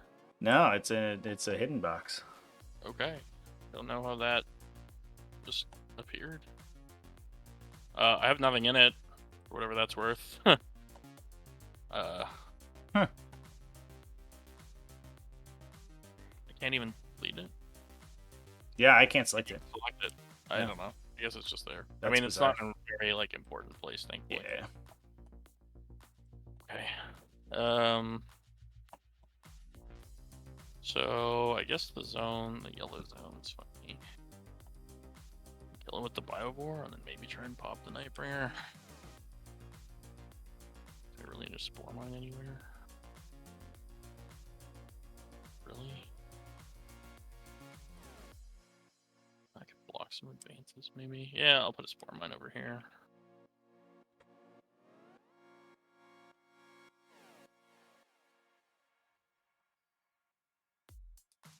Not approaching any. There. Nope. There. I think I mispositioned these 3. Because I should have positioned assuming... I wasn't sure how much damage I was going to do with the shooting here, because their damage is kind of inconsistent. So I positioned assuming I was going to charge with both. Yeah. I should have kept 1 on the objective, because then I would have had 8 OC. Give up. And I So think it I'll would have just been shoot all tougher for these the gargoyles interrupts to in get this in. Locust, 3 last cannons. Sure.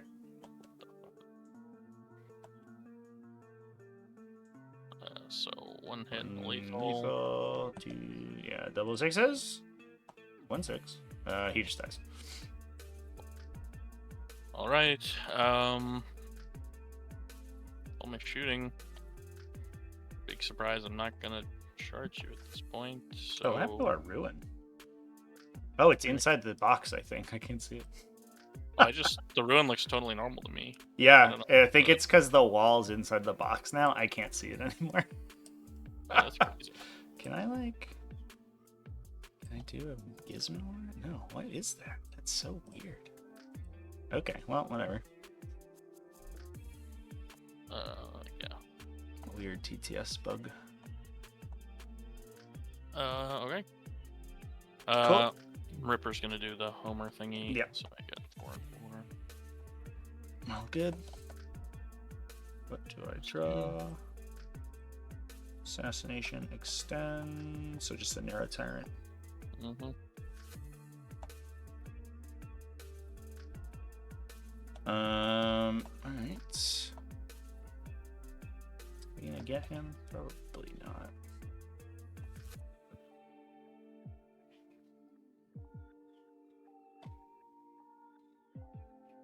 Yeah, I don't think so. I'm gonna pay the new orders. Sure. Oh. Defend. Okay. So I need to hold this a lot then. I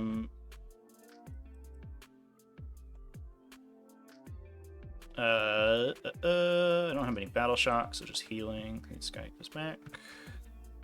This guy gets 3. Okay. And yeah, nobody else is wounded. All right, here we go. Yep.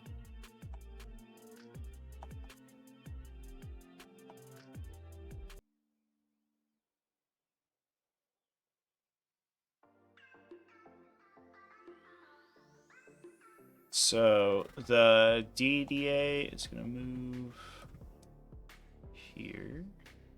Mm-hmm. Just toe.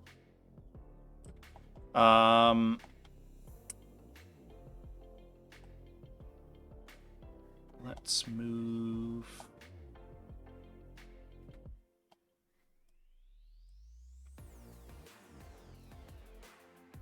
This guy can go here. This guy can go. He's gonna go around the wall. 2.8 and some more. Just want to be inside. Probably like that. Mm-hmm. There's a way to do this. Where we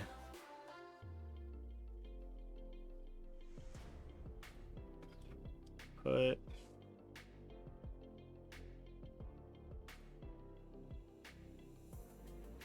Deceiver here. Forgot my thing again. Awkward. Oh yeah, it's a 3. Over here. I think he has to go there. And then, oh, that's not what I wanted to do. That's what I wanted to do. Oh, he's not even doing the right thing.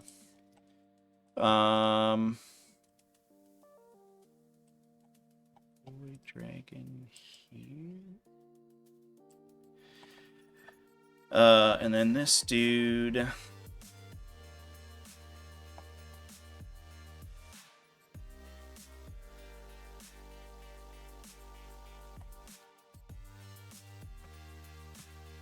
he just go for this way? Just go for it.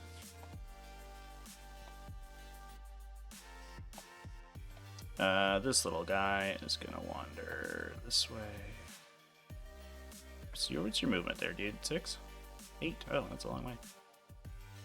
Look at you go.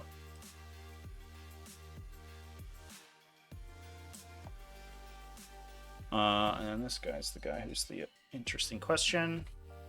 Um.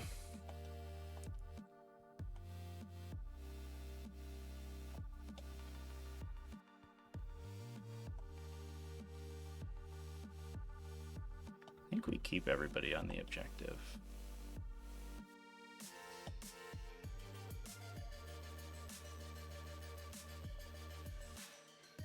Yeah. So he'll just stand there. All right. He'll take aim. Let's do shooting. The Doomsday Arc is going to shoot its laser beam at the Ripper and its little guns at those guys. Here's its laser beam. Okay. 3s. Oh. 2s. Alright, get out of here, Ripper Swarm. Little gun. 3s. These are lethal. 3s again. So 8. Get out of here. Mormagants. Bring him back for 2 CP. They're battle shocked. Oh, they are, right. The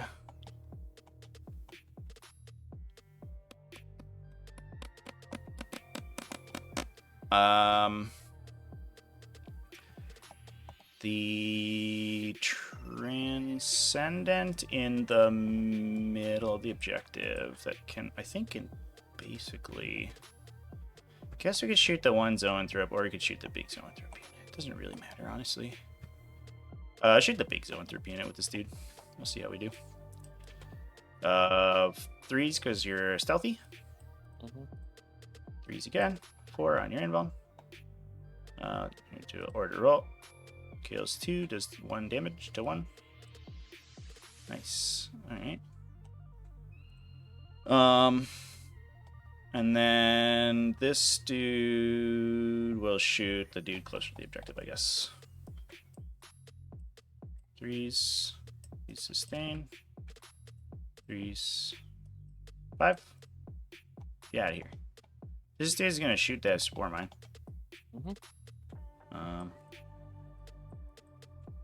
Boop. Boop. Get out of here, spore mine. Alright, so that's all the Transcendent Catan done. So it's just these 4 in the middle we have to think about. So the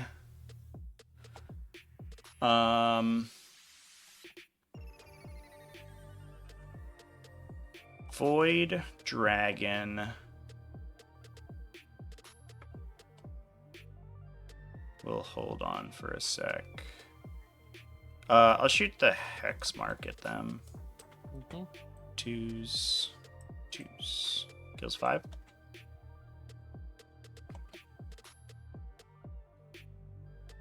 You want to move? No. Okay. Void Dragon will throw its Blast and Spear. Okay. So blast into the zone thrope. Okay. 3s. Yep. Sustains with the 1/6. 3s. That many. Get out of here, zone thrope. Spear into the little guys. Pew! Pew! Kills 1. Okay. That is. I'll do the Nightbringers thing into the Ripper. 2 shots. 2s. It is 2s, right? Yeah, 2s and 2. Wounds. Do I roll a 1? No. Kills a bunch. Well, 4 wounds, right? So I could roll a 1 and it's only d6 plus 2. D6 plus 3. I'm shooting. Oh, I was looking at his gun, his melee, yeah. Alright. You are going to bring back a gargoyle unit regardless of what I do here, so I'm probably just going to go all in. So we'll just shoot the Deceiver at these guys. Do. 2s. 2s. Kills them. Yeah, I guess I'll spend it now. Cool. That is every gunshot that I have, so we will do a charge here. Okay, that's a long way. I don't think I'm going to use it, though. I think I'm going to go here. And you want to be an inch off the wall, I assume? Yeah. Yeah, alright. So we'll just do that. Okay, he'll fight you. That's all the charges, I believe. Yeah, so he'll fight you. Attacks. Come on. Miss a bunch. Kills 5. Hey, exacties. Alright, that is my whole turn, so I will have extended my battle lines, and I have defend going. It's over to you. So this And objective I guess I'll appears go now. towards this thing, which is like there. Okay. So here. Alright, so we're trying to make him charge me. So I could get my attacks on him in the fight phase. And we've made it so he can't deep strike on these objectives.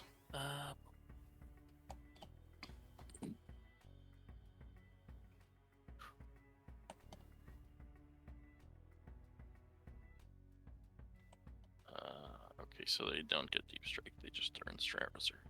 All right. Well, the gargoyles do because they have deep strike on their data sheet. If you're in strat reserve, then you can use deep strike to come back in. Yeah, it's an FAQ thing. So, question is, what the fuck do we do? So that's gone. Shoot a spore mine up there, I guess. And Thanks, chat. We figured out the zone thing. All right, we discovered the hidden zone technology. oh, It's in the zone menu, F3. You can delete hidden zones. Cool. It's kind of weird you can delete other people's hidden zones. Yeah, that's a bit of a strange thing, I guess. All right, so we'll advance the Neurogants to get in the game. Woo! Oh, Lord, they coming. It's not gonna do anything for us, so we'll just go this way.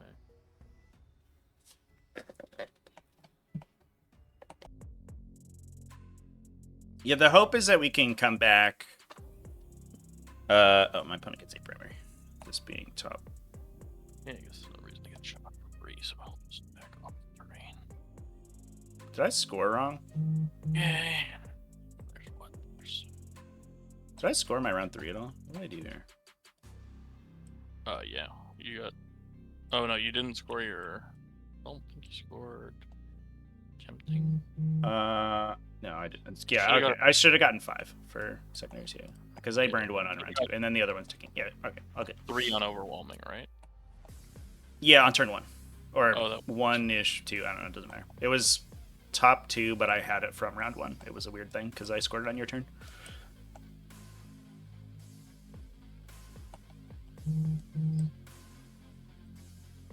And you got defense wrong. Yeah, I just hadn't scored my extend from that turn, is what happened. Mm-hmm.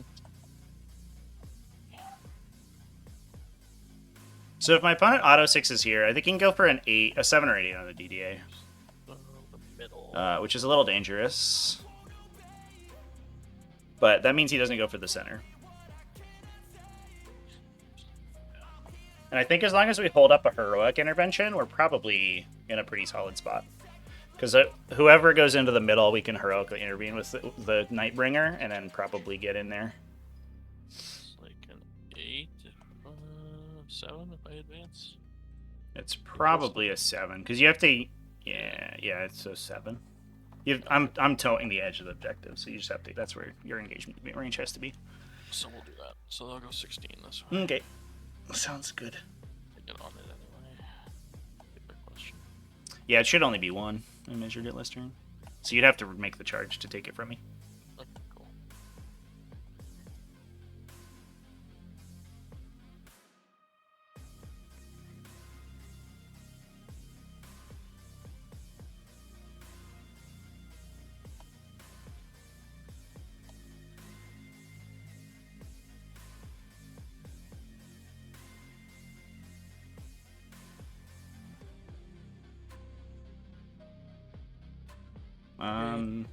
Probably Overwatch with somebody. I think we Overwatch with the Void Dragon?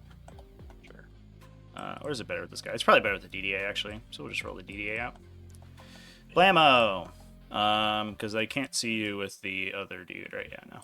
Free man. Yeah, free guy. Here we go. Laser cannon. So that would be D6 plus 5. So we get 7. 1 on a 2. Kills a guy. And then all the million little guns. 2. 3 more. AP0. Oop, can't get rid of those. There you go. I'm gonna get cover, so I lose. Yeah, if you take it on the back. Okay, and they're gonna use their adrenal surge. What's up? They move. It's not my shooting phase. Doesn't matter. Yeah, it's a selection to shoot thing. It only works when You I'm are selected selected. to shoot. You are selected to shoot in Overwatch. No. Uh, And the selection to shoot is something that specifically happens in the shooting phase, so out of the shooting phase, it's out of phase. It's an out of phase rule.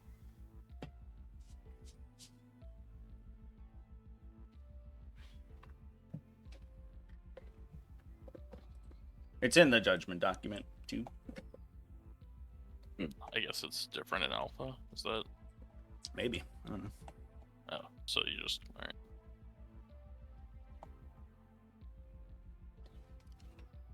Because the selection, the shooting phase is in your shooting phase, you select units to shoot. So selection to shoot is out of phase in any other phase. And then there's a separate section for resolving shooting, which is what Overwatch does. It skips that first step.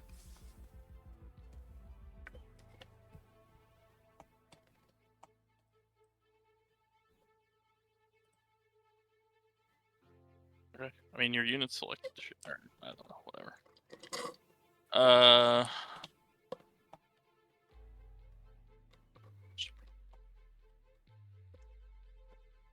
Gargoyles.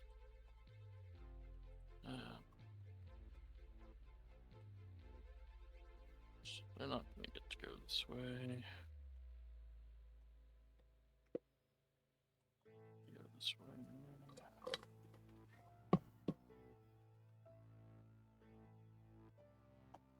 Yeah, I'm a 40 mil base, so they shouldn't be able to touch there. They'll just come here then, I guess. No reason to. Well, it's not true. Shoot mine over there, I guess. Can't do anything with it anyway.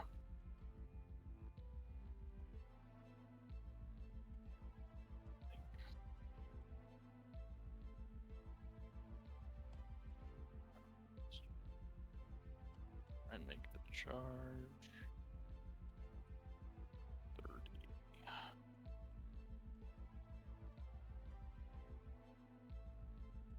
Yeah, okay, we'll just do this. We'll actually move the Venom tropes first. Welcome in, Venom Thropes. 6. Okay, Hormigans will advance. 4. Hello there. Let me guess the girl. Here. I'll do a freebie Overwatch over there.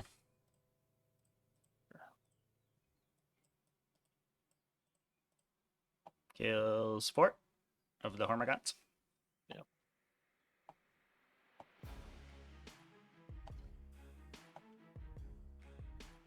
Okay, so we will, yeah, that's it. So we'll shoot the spore mine here. Do you want it there or over here? Because you don't have an engage over here, right? Yeah. Right, That was the plan. Yeah. There you go. That was originally planned. Yeah. You said it. Oh no, I just need to make this charge. That's what Yeah. I have to do. Yeah. Oh no, no, I still need the action up here. Yeah, hold on. So hold on, these girls are. Oh sure. Yeah, I gotcha. So the gargoyles are just gonna do the action. Cool. Okay. They can drag. I'll just come this direction. Should be easy enough to. Mm-hmm.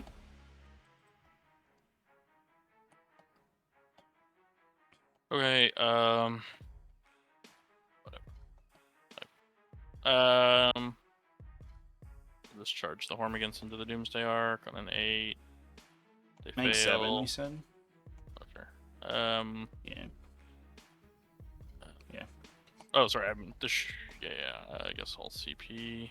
Oh, I don't have CP. I don't have CP. I don't know. Because you could not have spent anything this turn, right? Oh, I spent 1 to advance. Oh, we did the auto advance. And you Oh, yeah, that's right. Yeah. respawned last turn. Yeah, that's right. The gargoyles were the other two. Okay, and you so Overwatch me. Yeah, that's where you're the one. Yeah, they don't make it. Alright, whatever. I'm just gonna call it there. So I get my 4 and my 4. Mm-hmm. And pass to you. And you got...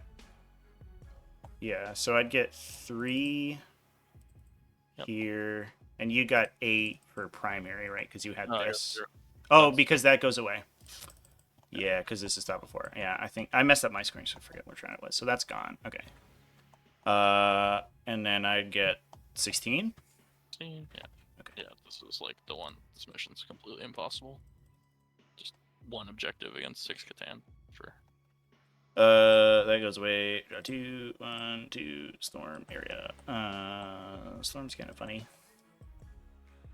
Which you do control unobjective marker at the start of my turn. Which means that I probably can't score that one. So we will probably just be fine with that.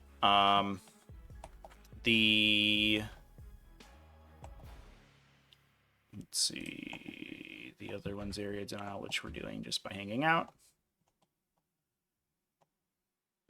So we can... Yeah, I can't get to that, I don't think. Unless I pulled guys top of the turn, but I didn't do it. So we will just...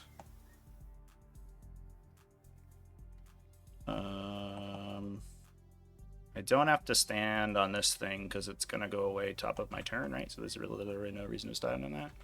Mm-hmm. So I think we just put everybody individually. Okay. So we'll Zort this dude with an advance. Which is away.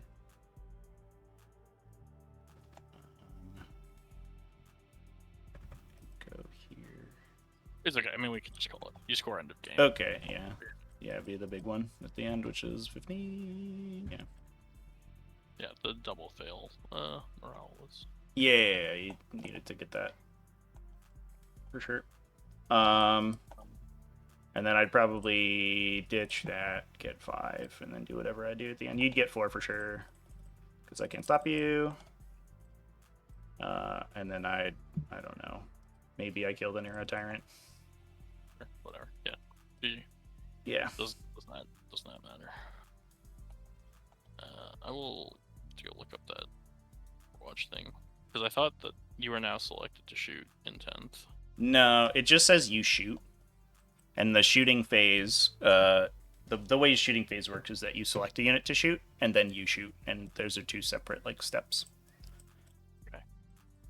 Yeah. There's also an entry board in the FAQ doc too. Okay.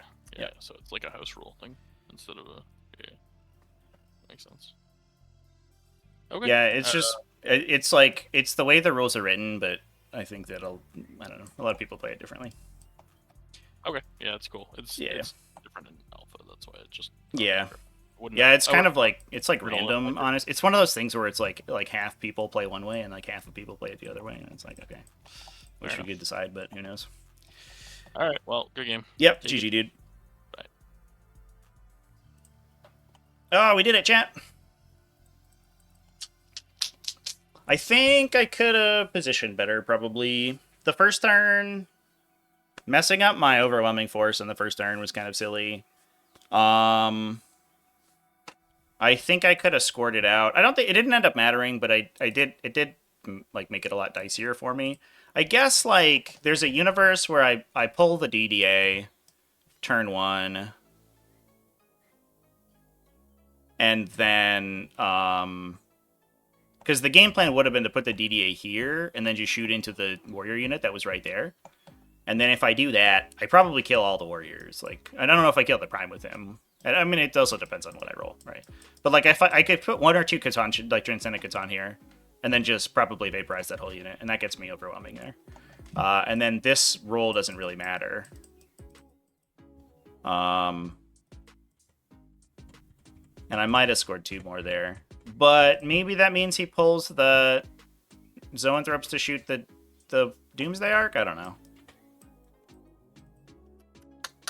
Which is a much better target than the stupid other thing, than the Nightbringer. The Nightbringer against the big laser beams is like kind of invincible, right? And he rolled really well too. He converted 7 out of 9 shots from those guys, right? And I failed like 4 invulnerable saves. I made it against the big guy, so I think I made 3 out of 8 or whatever. But it was just like, oh my god, this is dangerous.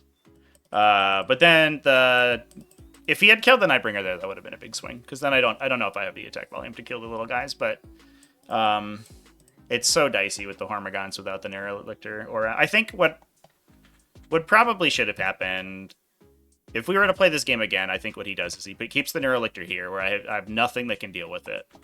The turn I put all the Catan in the center, he shadows. He never used shadow, actually. Yeah, he could have boned me if he just shadowed and I rolled really bad. I don't know. It is what it is. But he shadows and then goes in with everyone, right? Because if he's wounding me on 2s and then the Hormigons are wounding on 5s and the Hive Tyrant's wounding on 4s rerolling, is like, I think is like actually pretty reasonable that he kills. For sure the Nightbringer. Maybe a second guy if he gets lucky. Interesting. Yeah, I think Catan shards are probably like a little undercosted. Their damage output isn't particularly like, it's very dicey. It's a random damage output and like low strength, so you're just like rolling for like 5s to wound or whatever. But the fact that they're so resilient to most shooting in the game, like most attacks in the game,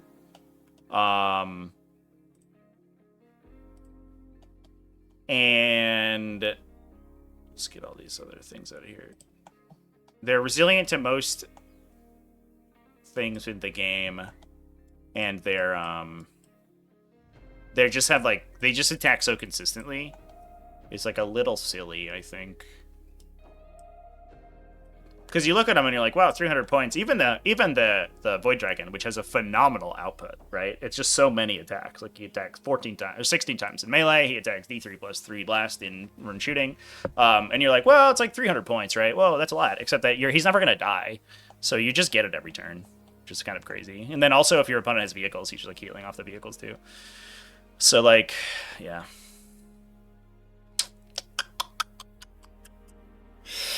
Yeah, I think it's really strong. I think these models are probably a little too good, if I had to hazard a guess. Which is good to find out, I guess. Less of a meme list, more of a meta list, maybe. I don't think people will normally play the Deceiver, but I actually have been kind of liking the Deceiver. OC6 is a big deal. OC6 with Cosmic Precision is big, because he can just drop on an objective and he can take it from five idiots, like 5 OC1 idiots. He just steals the objective from them, which is big, and then kills them.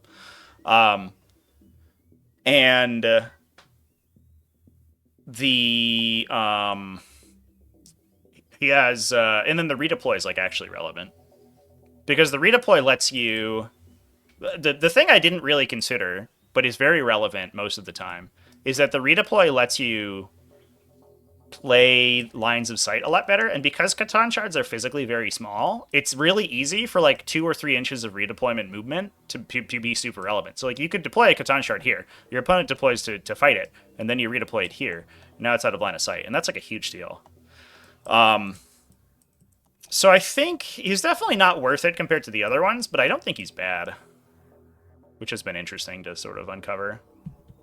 I wish his gun was 2 damage, honestly. It's weird. I mean, I understand why it's not, because he should be a character fucking laser cannon. Just like almost auto kills most characters in the game with his gun. But maybe you make it like anti-character. It's a different number. Anti-character 5, I guess, so it devastates on 5s instead of on 4s, like, and make it 2 damage. That might be the way to go. I don't know. It's a little weird. Pod 31 finals in 4 hours? Oh shit, dude. Hell yeah. Yeah, Longship, can you send me the deets? I'll put it on the schedule. Just send me the time. Does it mean right now it's 2:40 p.m. US Eastern? Does that mean you're gonna play it at 7 p.m. US Eastern?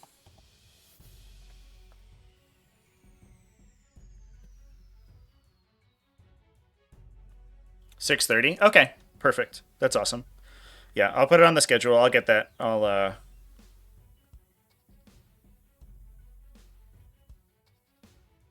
get that. I'll get that in there.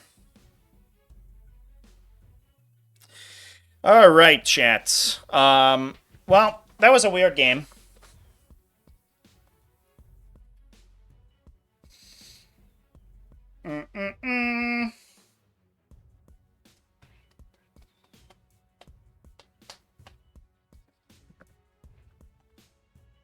But we ended up getting there. Good stuff. All right. Yeah, before I forget, let me put that next event on the calendar, and then we'll be done there. A little surprised I got out of that one. My opponent was really good at scoring, but I think he was right. So, like, yeah, getting boned on primary round 2 was, like, super unfortunate. I think he maybe should have auto-passed one of those. The problem is you want to keep the auto-pass for when it scores you multiple objectives, where you can score an engage with it and get an objective. But, like, you're also in Synapse, too, right? He failed 2 Synapse checks, and those are, like, 80%ers. And that was super shitty. Like, realistically, 9 times out of 10 we play that game, and he scores a 10 on primary that turn. And that wouldn't have swung the game, obviously, but that would have been a big deal. And then we were able to get the late game fight. Again, I thought he had a Turbogon combo. I think the Turbogon combo might be actually okay in this matchup. I think if he gets some anti-tank shooting, if he gets an Exocrine or something on my guy, because I don't really, I guess I have the DDA to fight Exocrines, but if he plays the line of sight, okay. Although I'm playing Hypercrypt, maybe Hypercrypt's just really stupid. I'm like, well, if he just hides his Exocrine, I won't be able to attack it. And he'll be able to shoot my guys and then get rerolls on them. And I'm like, well, except I'll put my DD up and then shoot the Exocrine and blow it up. So I don't know. Necrons are dumb, dude. I'm playing against Tyranids. Yeah, I don't know. Maybe we're just looking at different tiers of power level, I think, too. Necron's super good. Tyranids super duper garbage tier. I want to see Tyranids get a unironically, I want to see Tyranids get a rework in the next data slate update. Like, give me a Death Guard style rework on these guys. Give them like a faction abilities to do anything. Synapse, auto pass morale, Shadow in the Warp. I don't know. Give it a battle shock check penalty or something. Give it a malice. Tyranids need an army-wide bonus against battle shocked units. So, I don't know if that's the case, because I think Neurolictors, like the design of the faction, is that Neurolictors are that army-wide bonus. Like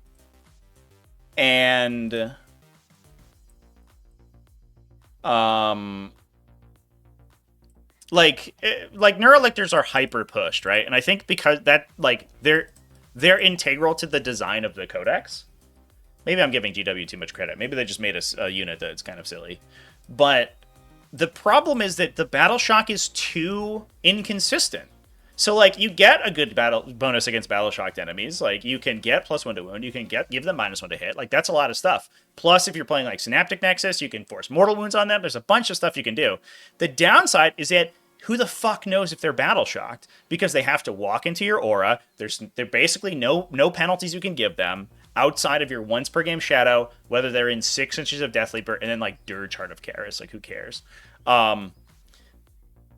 The problem is that you need to be able to battle shock more consistently. And I think Screamer Killers are like, I literally think that the design team assembled this combination inside the inside of the codex, where they're like, all right, here's these new units. We're gonna put out a new Screamer Killer, and it synergizes with our new Neurolictor. The two together force a bunch of battle shocks, and then you get bonuses against the battle shocked enemies. Love it. Awesome. And then they wildly overcharge the Screamer Killer. I think if we see Screamer Killers, some people are like, oh, Screamer Killers at 140. No. You want them to be like a faction like support utility unit. There needs to be like 120 points. You need to be able to rock 3 of those and 3 Neurolictors. And if you do that, I think suddenly the faction's cooking. But the problem is they're like baked around this Neurolictor aura that's so wildly inconsistent. It's crazy. So I don't think they need more bonuses against battle shock people. They just need to make people battle shocked more consistently. And out of phase battle shocks on people aren't even that relevant most of the time because they're not preventing you from scoring. All Tyranids want to do is to be able to have a normal weapon profile against you. They're like, please, sir, don't Armor of Contempt my AP2 attack, and please give me +1 to wound because my whole faction's fucking strength 7. Like, please, God. And that's like what's going on. All right. Just going to put this onto the Twitch schedule, and then we will be all good. And we'll be back later this evening then. That's really cool. I'm glad you guys were able to work that out, by the way, Longship Loft. I know Flashback was texting me about it, and I was like, oh no, I hope we don't miss that game. But you guys are both sweethearts, and I really want to see you on a game, so this should be fun. I'm excited you were able to reschedule. Best you can do is raise the price of the Exocrine. No! Not my poor Exocrine boy! Not my turtle boy! Do I have my Exocrines on my backline over here? Oh no, my Exocrines are in my case right now. I usually have Exocrines up on the shelf. What if the Neurotyrant price was higher, but its leadership penalty was an aura? Maybe. I could see that. If it was like an 18-inch aura, I think that would be cool. I kind of wish that the Neuraloids, like, instead of that, I wish that the Neuraloids were applicable to either friendly or enemy, and it gives you a bonus if it's friendly, and it gives you a penalty if it's enemy. Like, it's kind of weird that, like, that ability's so superfluous. Like, in this situation, like, he could Synapse range, like, do some extra shit if he Neuraloids his dudes and then runs them away. But it doesn't matter if you're not taking battle shock checks. Just fucking give them a cool thing that they do. Yeah. And to be honest, like on the Exocrine, I could see the Exocrine increase in points. I think that's probably not too bad. Because the downside of Tyranids right now is that you're like, every list is like, you just windmills playing 3 Maliceptor, 3 Exocrines, because they're so inexpensive. And, like, that's fine, but you don't want units to be auto include at 3s, which is honestly what we're talking about with Screamer Killers and stuff, right? Like, maybe it's maybe that, you know, we shouldn't be angling that way, but it's different if it's like a support unit versus your actual, you know, damage delivery system. You want that to be diversified. And, like, if Exocrines go to 140 or whatever, like, that's who cares, whatever. It doesn't really matter. But yeah, I don't know. They need something. At least Tyranid army isn't strength 6 like Grey Knights. Yeah, but Grey Knights actually score points. I shouldn't say that. Tyranids are super good at scoring points. Tyranid score points like it's going out of style. Look at my opponent here. Look at this score. This fucking score right here. That is a solid 39 on secondaries. Like, come on. I can't believe I beat an Unending Swarm at primary. Wonder if Synapse range itself affected friendlies and enemies? That would be cool. Like, that's what Shadow in the Warp used to be. It used to only affect Psychers. And I mean, that was a really good ability, but it was so matchup dependent. Like it felt like because it was so narrow in its usefulness, it only affected enemy armies that focused on psychic. That you didn't feel like you paid for it. This is like 8th and 9th edition. Shadow in the Warp used to be an 18-inch bubble of -1 to cast psychic powers. And you didn't pay for it, but many psychic armies just got fucked super hard. Eldar, Grey Knights, they just got dicked super hard by Tyranids because Tyranids had so much anti-psyker hate that they just had passively because it's like a fluff thing. I'm glad it doesn't work that way anymore. Like it's not like a Gloom Prism effect like in 10th edition where the Gloom Prism just bones. Oh, TTS just crashed. Great, thanks TTS. Gloom Prism just bones like a quarter of the armies in the game for no fucking reason. And that's what it basically used to be like. And I'm glad it doesn't do that anymore, but it is weird that it's just like kind of this bizarre effect. It doesn't even make sense that much, honestly, from like a thematic standpoint. But I think Grey Knights have more going for them than Tyranids do, to be honest. Like, if we see Grey Knights... Like, Grey Knights have less... Their weapon profiles aren't as good as Tyranids. Not that they're significantly worse. I'll be honest. Like, Grey Knights are like, oh, I'm only strength 6. Yeah, we have 1 million attacks and lethal hits and all this stuff. Right? And Tyranids are like, paying 1 billion points for Zoanthrope that shoots a little bit. But the difference is that Grey Knights can apply their attacks anywhere on the table. And they also have Vortex of Doom, which Tyranids do not have. So, if Tyranids had Vortex of Doom, I'd be all in on the faction. I would think Tyranids are rad. I was like, this faction rules. Let's go. Vortex of Doom. But they don't have that, so it's a little sad. But Grey Knights are like a fundamentally different army, right? Because Grey Knights are like highly maneuverable, and Tyranids are exactly the opposite. They're incredibly unmaneuverable. Outside of Unending Swarm, I should say. Raising the points cost of all Tyranid units by 50. Referring Eldar Strands of Fate to the original index, yeah. Yeah, and before Eldar doesn't get any changes. They're like, I think Eldar are sitting at a good spot. I think we're happy with the position that Eldar have in the metagame right now. And you're just like, my guy, they're still at a 60% win rate. You've nerfed them 3 times, and they're still at 60%. What are you doing? Oh, by the way, chat, look at my cool shirt. I got a new shirt from the wizard video. He's yeeting the Screamer. Because that's what an Infernal Master's gun is. He doesn't shoot a gun at you. He doesn't shoot a Mind Bullet at you. He pulls a Screamer out of a portal and throws it at you, and I love that.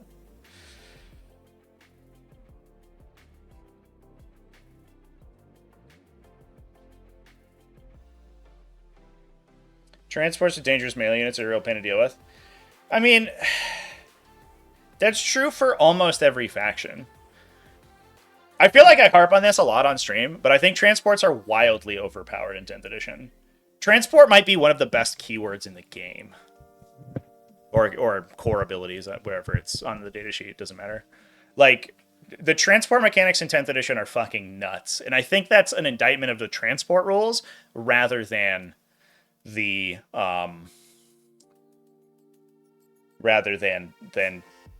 Grey Knight abilities.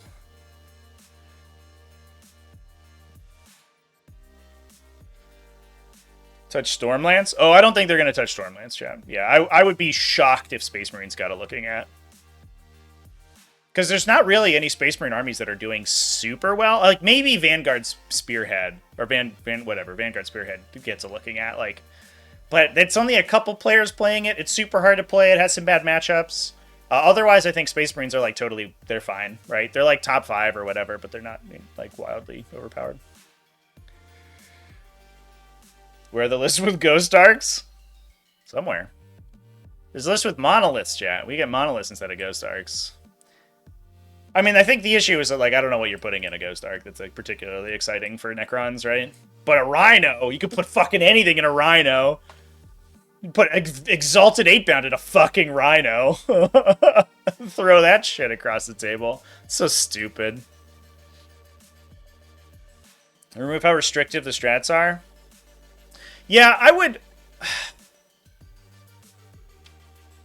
would would like Stormlance to work on jump infantry with a lot of their stuff. I think that would be cool. If like if the like what if it ride the wind or whatever, the -1 to hit and wound. If that was like, there's also the lance one that's mounted only, right? Those should affect flying or mounted. Then you could use them on jump infantry and flying vehicles, and you can already use that on flying vehicles for the -1 to hit and wound strat. But you should be able to affect jump infantry with it. Like I think, I don't know. It's just Space Wolf players having a wonderful time with that detachment being really, really, really good for Thunderwolf Cavalry. But it sucks for the rest of the faction to have this blank detachment that does fucking nothing if you're in any other sub-faction. And you're just like, great. I love this. There's like those meme Storm Raven lists or whatever. I made a Thunderhawk list at one point, because you can do like silly things with Thunderhawk gunships.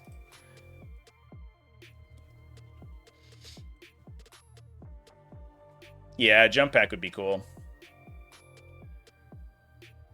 Refuse to build Chaos Rhinos on principle? You are a stronger man than I. Do I have my Rhino up here? No, it's in my case. Oh, I have another one. This one's half painted for my Thousand Suns. I bought two. One of them's fully painted. They came out kind of nice. I like the kind of sandstone effect. But yeah, man. Oh my god. 70 points for this fucking thing? Jesus Christ. It's so stupid.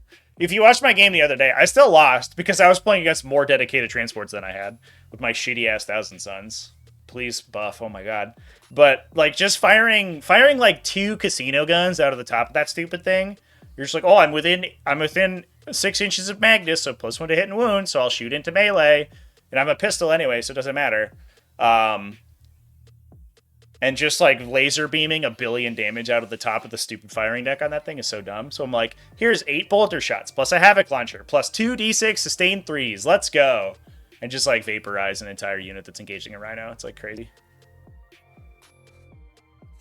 They're so silly. I understand why they have a firing deck, because it's, like, the classic. It's the classic Rhino thing. They used to be able to shoot guys at the top because of the bay doors, like they would open, and dudes would you used to actually be able to, like, you would open these, you would like magnetize them so they could open up, and then you would put the guys inside poking out. Because I think you had to like choose which models were using the firing step when you, I don't remember, it was a whole thing, but that ability is really like super strong on that Rhino. But every time you put a model next to it, it highlights how silly small the Rhino is, too. If they were much bigger, it would probably be a lot different. The Nurgle Rhino? Yeah. Sustain on 5s and you can't shoot him back. Seems good, dude. This is when you're shooting, like, melta guns out the top and plasma guns from the Chosen Squad inside, too. You're like, blam, blam. Sustain 5s. Take my hazardous. Who cares? I'm gonna auto-repair it later on because I heal for some reason. Want Norns to go down in points cost? I would be surprised if they don't. It's sad that the Hierodule died for the crimes of the Norn. Because the Hierodules are like a legitimately good profile right now, and they just got wildly overcosted because they competed directly with a Norn. If you compared a Hierodule to a Norn, a Hierodule was strictly better in every way, and they were just like, oh no, we can't do that. We have to give you your shitty Norn emissary in that points bracket. So we have to make Hierodules cost like 320 points. And you're like, God, what the fuck? Like Canis Wolfborn again, the captain keyword? Yeah, I don't understand why he doesn't have it. It's also like a gotcha, right? Because, like, so I played Stormlands when I was going through the Space Marine Codex, and literally, I'm sure somebody in chat remembers this. I was like, I'm going to put Canis Wolfborn with my lieutenant, with my Wolfguard battle leader on the Thunderwolf, and the chat was like, you can't do that. They don't double attach. And I was like, are you fucking kidding me? And you know how many new players are going to pick up that army and then do that? Like, so many. Just give him the stupid keyword. He's a captain. He's just worse than a regular captain. He's like, sucks. Focus, how's it going? Thanks for coming and hanging out. We're just wrapping up. We got another stream in a couple hours. 3.5 hours at this point. We're going to be doing some commentary. So yeah, that's what's going on. We just finished a pretty wild game.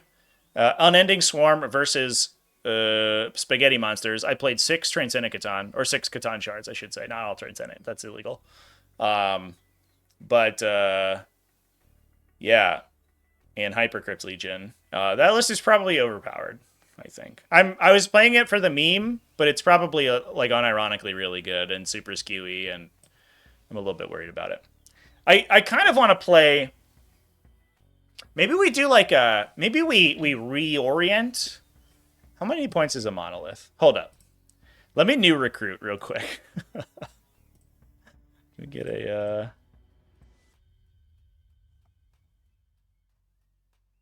Can we build a different Hypercrypt Legion that's like more. I wonder if we can play one that's all vehicles. Because we could play monoliths, and we could cosmic precision monoliths onto things, and we could play Doomsday Arcs. And the Doomsday Arcs are super dumb, as we saw. The monoliths are like super tough in that detachment, and that's probably the way. I might want to zoom in here. I don't know if you can see everything. We play Hypercrypt Legion. Monoliths are like 350, right? Oh, nailed it. 350. So that's 1050. We need objective scorers. So then we play 3 DDAs.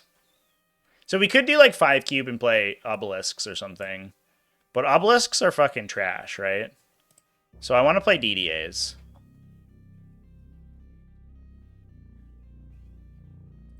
Oops, that's not what I wanted to do.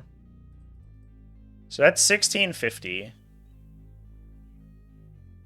And then we get hex marks.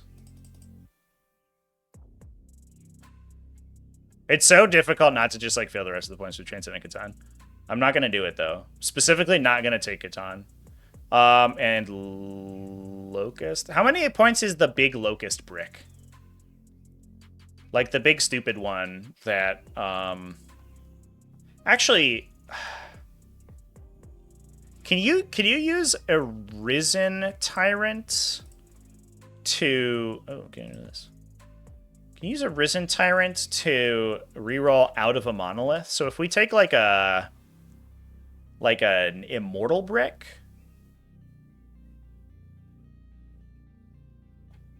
Unfortunately, there's no point in adding an Overlord to it. So it might just be a Cryptek. Where's like a Plasmancer maybe? Where's that guy at? Because then you can full hit and wound reroll onto it on a unit. Is that good? And then at least we're using the monolith abilities. I think it's good. It's a unit that's set up on the table that turn, right? And you do that when you Eternity Gate from the monolith. Plasmancer. With a Risen Tyrant. If he was set up on the battlefield that turn, which I believe the monolith says... Set up on the battlefield, wholly within 6, yeah. So that's like a cool combo, right?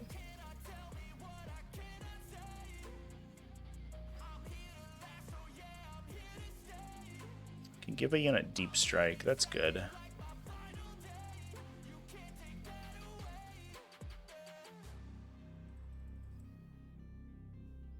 That's 2080, so we'd have to drop something. Would have dropped 2 Hexmark Destroyers for that. So that's 220 points, and it gives you like a kind of a shitty gun unit. Yeah. And this is not the detachment with Solar Pulse, so you don't even get like the cool one. Maybe it's Triarch Praetorians. A lot of people are using those guys. They have Deep Strike built in. So you can hyper phase them the normal way.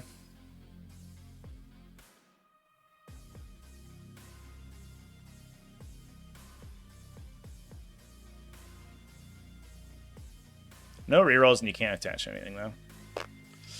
Yeah, I don't know. I do like the Locust Heavy Destroyer unit, which is like the same points value with a Risen Tyrant. Maybe we just don't even bother, and we just play all the big vehicles. OC 8 on a monolith. That's cool.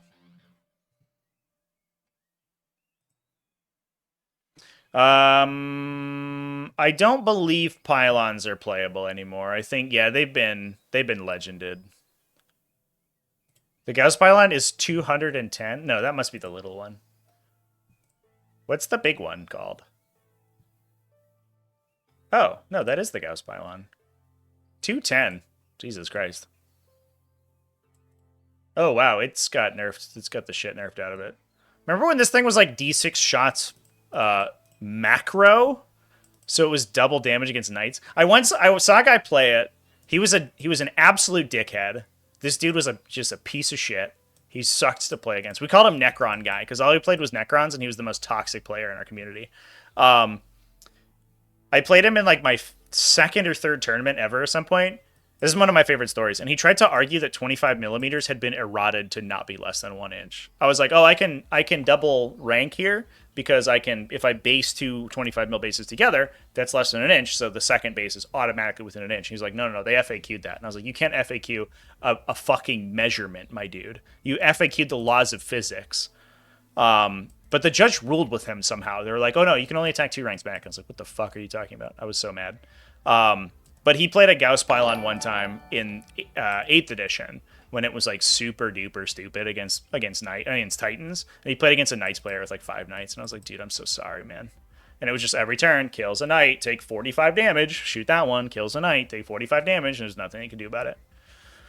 And he would do the thing where he's like rotating it to try to get true line of sight, which is like questionably legal at the time too. I don't know. It's just an annoying unit for annoying people.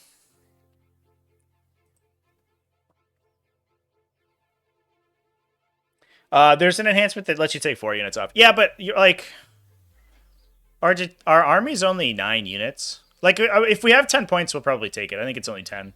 But honestly, what I found out with the Catan charts, and it might be different with Transcendents because the Transcendents teleport themselves anyway, is that I never actually needed it. I've never taken more than 3 units off the table at any point because they're just wandering around. And maybe it'll be different because the monoliths are hard to move over.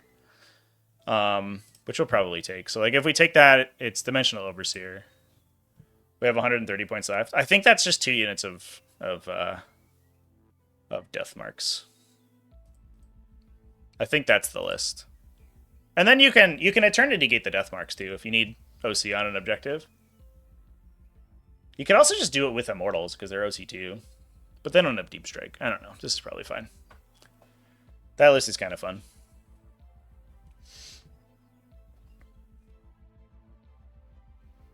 The other option we could do this is like cut a Deathmark unit. If we wanted to go 5 cube, the classic 5 cube, we could cut the 3 Doomsday Arcs for obelisks. But it just makes the army so much worse. They're also OC8, I guess. And we don't really care about them. Ooh, they're toughness 13. The Monolith is toughness 14 though, right? No, the Monolith is toughness 13 too. Yeah, who cares about obelisks? They suck.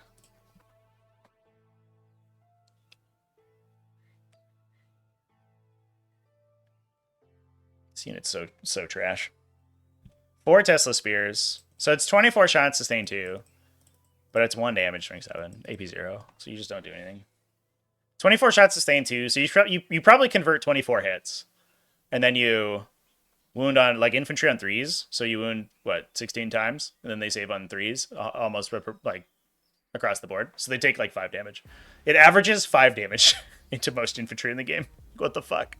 For a 320-point Titan. Jesus Christ.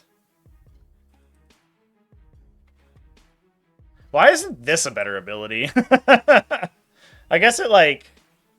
It's a start of opponent's movement phase. It has movement. That's pretty good. Maybe that's worth it by itself, because you can just, like, jump it, touching ruins, and then move it around. Yeah, maybe that's worth trying. We'll play 1 game with it and see how it goes. D&D Dominant. First learning game made you leave until late 9th. Brought 500 points of infantry and death guard. Your teacher brought a rampager. Oh, jeez, dude.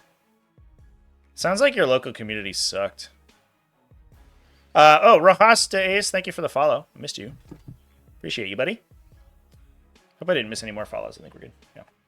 Yeah. Yeah, that's brutal. I'm sorry. We used to have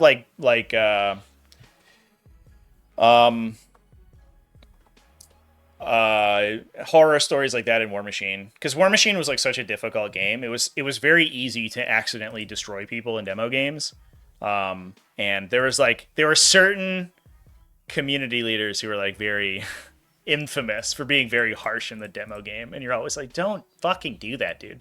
Play a normal ass game. It's not even that bad if you win, as long as you win in like a cool way, right? Where you're like, oh, it came right down to it. We were holding objectives or whatever, and like, oh, I won by just a little bit. You're like, sure, that's fine. And then the new player sees like, oh, that's cool. That's an exciting thing to do. But you don't just fucking truck people in their demo game. That's stupid. Like, how much of a fragile ego do you have to try to win? Like, try to win in a demo game. Oh, on TTS. What the fuck? TTS is like, yeah, it's like a different beast, I guess. Yeah. I can understand that. Because, like TTS, I think it tends to, like, draw a crowd that enjoys winning more. And, I don't know. It's a whole thing. Joined an escalation league, brought a Space Marine Librarian with a jump pack. Knights came out. People bought Knights as their first unit. Fail safe fakes up your mouth off the table. Was it like just a Space Marine Librarian? How does it... They were like... That was in 7th edition, right? And they would just like shoot that dude and kill him? I mean, that's like...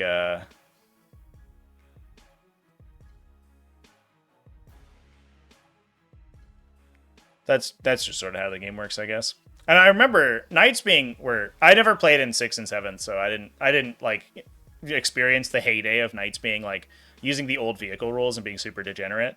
But I do remember the horror stories of things like Knights being like whatever AV-14 and a million hull points, and armies being unable to deal with them, and you're just like, great, cool stat checklist, I guess. First month you bring a character. Oh, come on, that's... Tell them they can bring a Helverin or something. I don't know. Yeah, that's shitty. We did do... So my local group used to have a... and I loved it. They used to have a once weekly Combat Patrol tournaments. This was in 8th edition when Combat Patrol was... Maybe 9th edition. It might have been 9th. Early 9th edition. Where Combat Patrol was 500 points, and then they attached a ton of extra rules for it.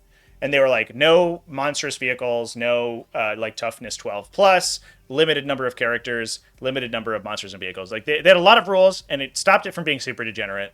I still just played like a Hive Tyrant, and it was great. I loved Hive Tyrants were super dumb in that format. Played a Hive Tyrant, a bunch of smites, and your opponent would reveal anything to you, and your whole army would just like zort over there, smite it to death, and then pass the turn. It was great. And then the Hive Tyrant would just clean up late game. It was super fun. For me, not my opponent, but for me. but they did for Halloween. They held an event on Halloween that was like, it was the spooky Combat Patrol, and it was spooky because they removed all of the restrictions. So many people were there with like my one knight, or with fucking Mortarion and like some guys. And I played. I got to add Swarmlord to my army, so I played a Swarmlord and a Hive Tyrant, which was insanely dumb because they had 2 double smite psychers, because they both had a psychic scream available, so I could get 3 smites a turn. I had a unit to hold my backline objective, and then Swarmlord would just yeet the Hive Tyrant at somebody, blow it up. Maybe they would kill the Hive Tyrant, and then Swarmlord would clear out their army. It was super good. But it was like, it was funny, like seeing all the one single big unit armies on the table. That league was sick though. You could play a tournament in the time it took to play a regular game of 40k, because every game was like 40 minutes. It was super fun. Yeah, I loved that. All right, chat. I have to go to the bathroom, so I'm gonna go ahead and raid real quick. But we will be live in about 3 hours. So with that finals game, I'm glad that we got that rescheduled. It gives me something to do with the rest of my day that's not just working on the Land Raider video. We will raid... Oh, lots of people live today. It looks like we do have another TTS game going, and we're going to raid them. So thanks, everyone, for hanging out with me. Please come hang out with me in about 3 hours for the finals game, and I'll see you there. Thanks, everyone, and have a good rest of your evening.